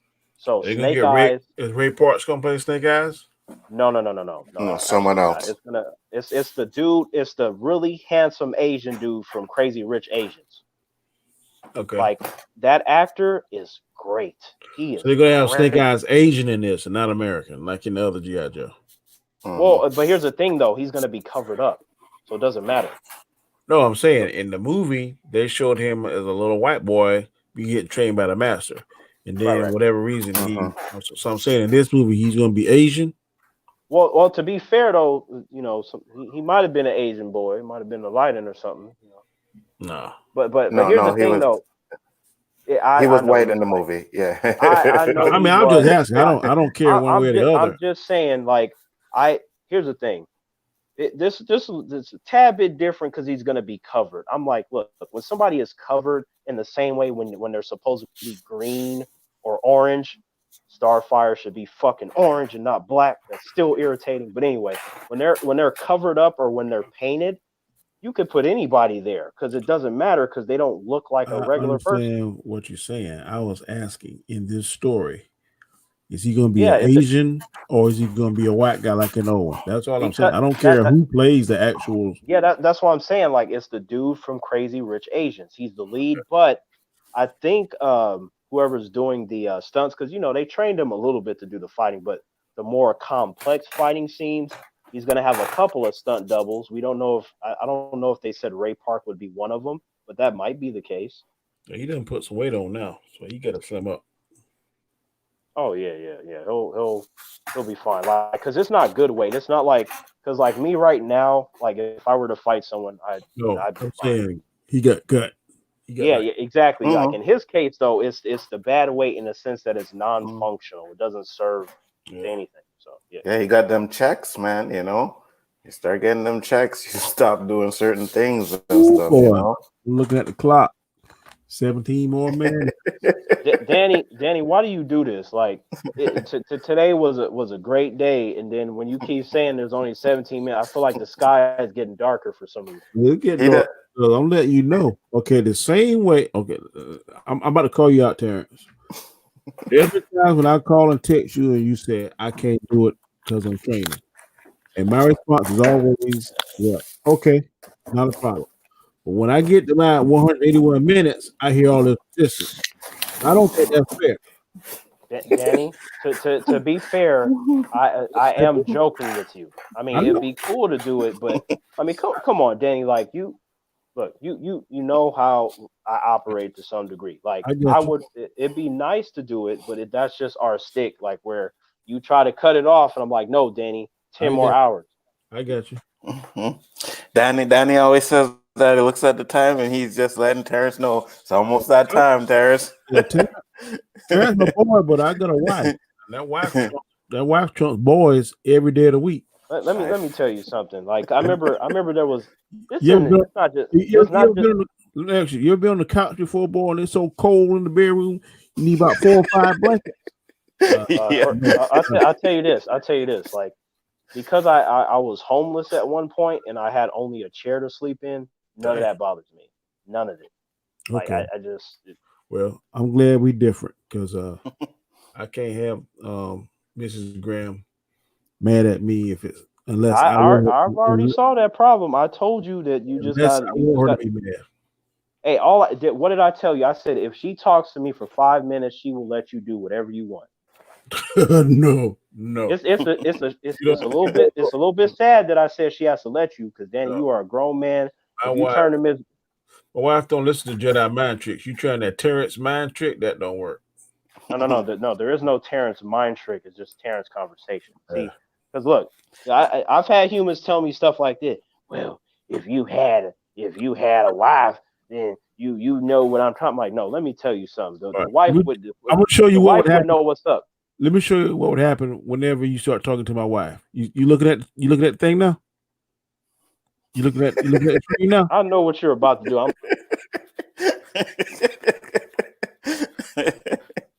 That essentially what would happen. No. You think that's what's going to happen, but I'm telling you, there. See, that's what would happen. Danny, I have the Terrence charm. It's not going to happen like that. Okay. Like, look. Even okay, I'll give you an example. There's many, but I'll give you one. My friend, his dad, we talk a lot, and he said to me because I told him we're gonna have a 3-hour conversation. He was like, "Oh well, the missus got to give me permission." I was like, "What you mean the missus got to give you permission? You a grown ass man. In fact, I'll go talk to her myself." And then he looked so concerned, like over that, right? Now, granted, we're all family, so I was like, "Look, missus, would you mind if we have a 3-hour conversation?" And then she was like, "Oh, what about?" I was like, "Oh, different things. It's gonna be a little bit of The Walking Dead. It's gonna be about life, about how he's supposed to start a training program that I developed for him, but he's being lazy as fuck." So yeah, we gonna cover a lot of different topics, but since he's afraid to come and ask you, I wanted to come and ask you out of respect and stuff, because you know me, I ain't afraid to talk to no humans. So I figured, with your blessing, we can have this 3-hour conversation. She was like, "Oh, go right ahead." I looked at him and we both started laughing. I was like, "See, you are worried about nothing. All you gotta do is talk to people." I got you. I hear you. I want to answer this question here, Killer. Danny, what's worse torture? Blank Man on Repeat, Guardians of the Galaxy, or Dragon Ball? I'm telling you right now, I do not. I strongly believe, do not believe in suicide. But if I had to see all three of them on repeat, oh my God. If I was in the room with somebody, that person might be in danger because I would tear them to pieces. Especially if I had to watch all three of them shits back to back on repeat for like 30 days. Man, no. I would have to give you a Clockwork Orange treatment. And if you've seen that movie, you know what I'm talking about. You guys seen that one? No. What? Have you heard of it? No. Yes. Stanley Kubrick.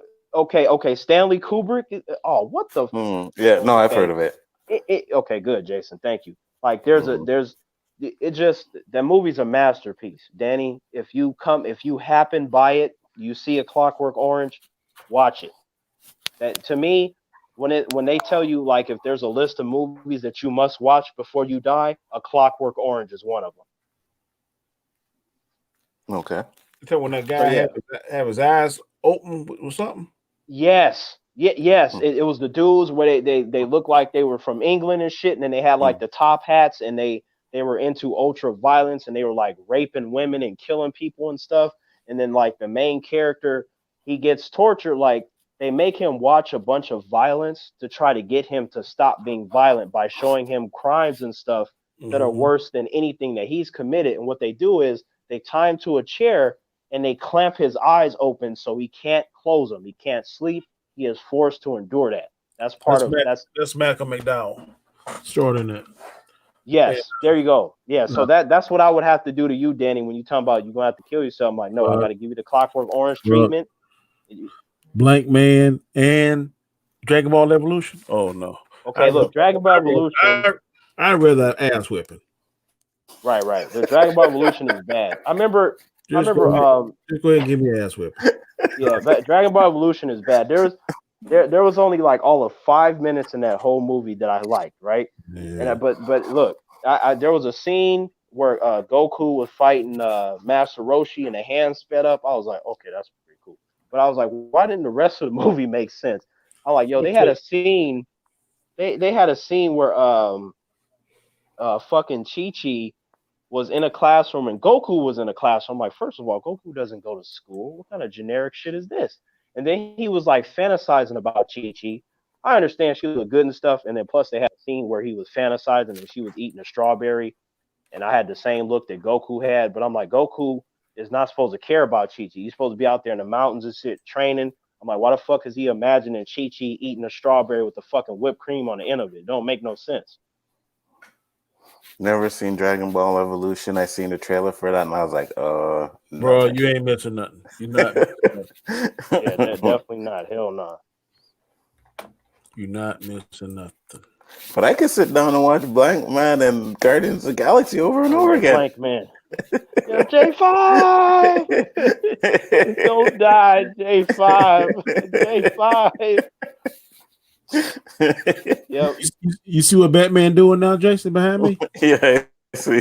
Hey, Danny, what about that one scene when you know what though? You remind me of his brother, Danny. You remember that scene where his brother was like getting woken up at night and he got up and he looked at him and he was like, hey, he's like, look at all this stuff I've made. I made this out of an iron, and he had the most impatient look. I picture Danny with that same face. He's like, motherfucker, I am trying to sleep. I don't give a shit that you made an AI out of a fucking washing machine. In fact, and remember, Danny, I know you remember this scene. Remember when he had all that fucking junk in the living room, and his brother came home and how mad he was.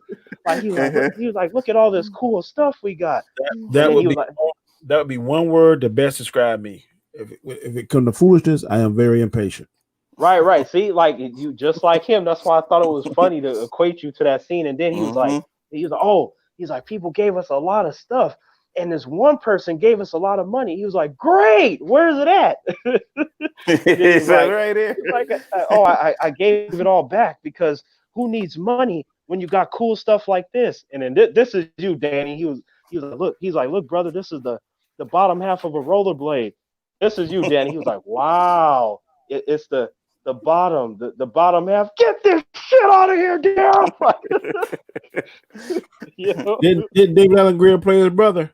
Yeah, yes. That's what I'm saying. Like them looks that he had at Blank Man, I feel like that was you, Danny. He had no patience for that shit. Let's see. D. Scott said, to this day, I only watch half of Dragon Ball Evolution. I turned it off. I never watched it ever. Good for you, bro. I good for you. Because I was like, Dragon Ball, this is gonna be all right. And when I saw it, I wanted to cry. So good for you. Turn that shit off. You should email and write Disney and tell them, look, man, you got rights to a live action. Do the stuff right. Right now, they got more times in their hand than they ever had in the history of Disney. Show them Dragon Ball Evolution and go, look, as long as you don't do this, you're going to be better. But they have the blueprint. Just look at Dragon Ball Super, people from Disney. This is a plea from Danny. I'm living in little old South Carolina. I'm a country boy, but I watch Dragon Ball Super. Please, please, please, please, just watch that and make a movie loosely based on it. It ain't gonna be exactly like it, but if you do that, I guarantee you, man, you will put butts in the seat. If you are trying to do a shared cinematic universe, which was the rumor, they need to start from Dragon Ball Z. You cannot skip over all your eggs. I know what you're saying. I'm just saying, I would just love to see that. If they're gonna do a one and done out of all the sagas, that's what I want to see. Hey, Danny, you know what? I'm not even mad at you, but if I had to pick a one and done, it may not even be Super. I feel like I would love to see Goku and Vegeta from the Saiyan saga, just fight it out with the 8 transformation in the mountains. Like I really want to see that. Yeah, but he wasn't as all powerful at Kaioken, and it almost killed him. I want to see. I want to see Ultra Instinct how that looks on the big screen. Yeah. No, I hear you, Danny. Me too. But I don't know. It's just And I think better than that fight, I like him and Hit and him and Pycon. Those fights, those fights are fire. 100% agree, Danny. But I don't know. It's just something about that first moment when I was like, yeah, I'm sticking with this, and it was Goku versus Vegeta in that Saiyan saga, boy. Yeah. Vegeta was hell nah. And the way he killed Nappa, his damn right hand man. Hey, how did it go? How did that scene go, Danny? He was like, no. It's like Vegeta, Vegeta, give me your hand. Vegeta was like, look, he had his arms crossed, Jason, and he was looking down. He was looking down at him like he was a piece of shit, Jason. He was like, Danny, do the arm cross and then kind of look over your shoulder, like you looking down. That's how he was doing, Jason, right? And then this is Nappa while like how you see Danny, like Danny's Vegeta, and then this is Nappa as Danny. Nappa. Vegeta, and then Vegeta grabs him, throws him in there. He's like, Vegeta! That shit was cold. That shit was cold. What's up, G man? When he talked shit to you, man, at the time when he fucked up when he let Cell got perfect. If Cell would have stayed imperfect, Vegeta had his number. But when he let Cell get perfect. Yeah, you're right, Danny. But what about, like, I feel like Vegeta's dialogue scenes are just as epic as his fights. Because, like, remember that time when you had Nappa and Raditz, and they, when they overheard that Frieza had wiped out Planet Vegeta, remember? And then, the Vegeta came in and he was like, anything else we can do, Lord Frieza? And then he was like, no, that'll be all.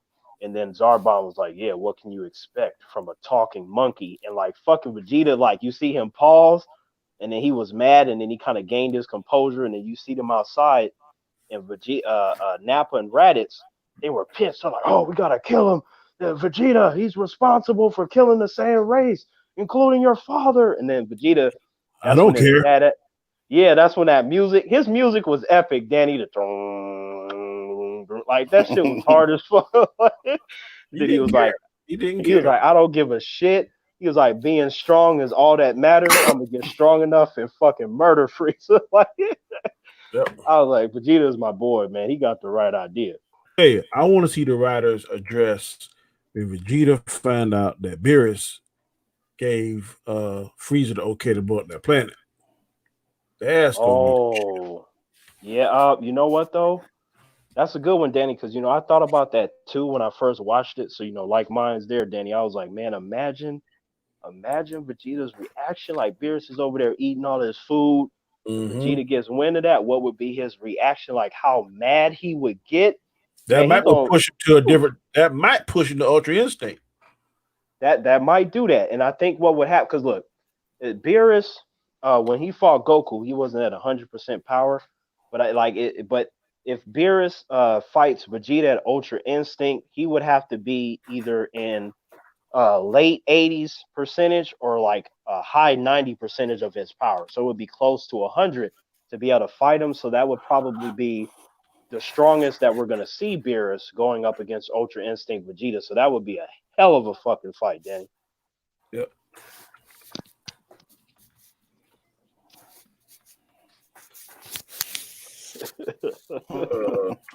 Why'd you bring back that visual, Danny? That shit always makes me laugh. Me like, Vegeta.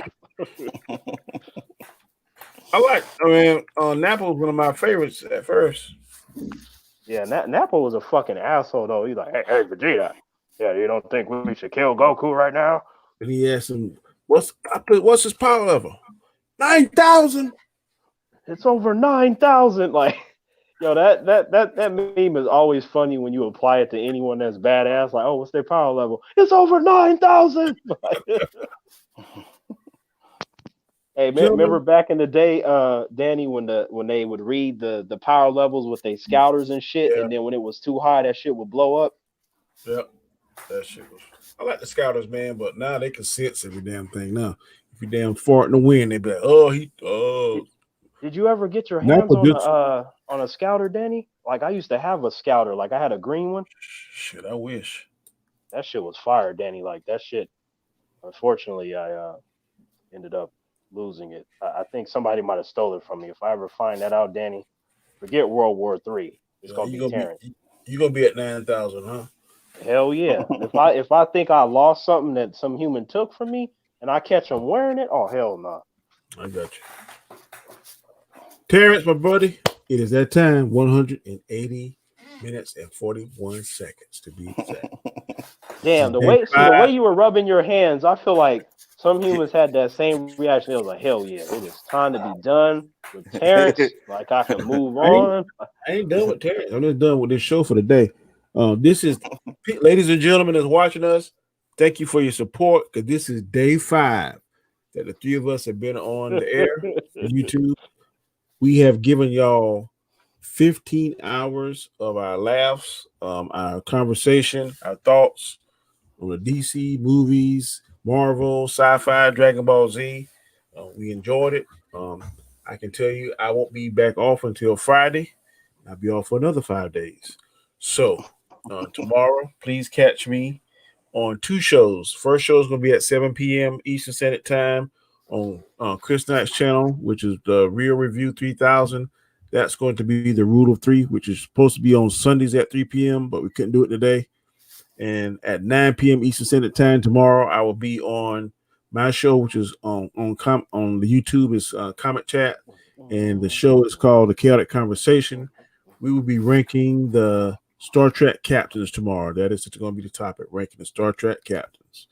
Then again on Tuesday, I should be on the chaos list. That's on Sean Stackhouse's channel. And then you can catch me again Thursday on the weekly Rumble. That's on Chris Knight's channel. That's 8 p.m. plus 9 p.m. Eastern Standard Time, I think. No, 8 p.m. Eastern Standard Time. And then again, you can catch me next Sunday on this show again, probably with Jason and definitely Terrence. But like I said, I'll be off Friday. So if y'all want to do this Friday, let me know. And we'll start again. Round 2. As long as you guys will have me, I'll be here, man. Peace. Fatality. I'm gonna say one more conversation before we go, and let's please try to keep it brief. Are y'all looking forward to this Mortal Kombat movie that's supposed to be coming out in January of next year? I'm gonna start off coming up on Tuesday. Huh?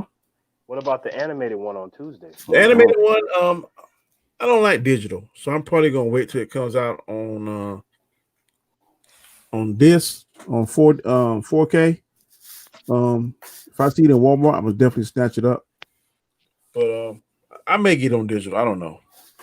But that's gonna be like Scorpion's Revenge. I think it's mainly gonna be about him. I don't want to see just one character. I want to see all the characters. No. They're all there. I saw multiple clips. They're all there. Yeah, they are.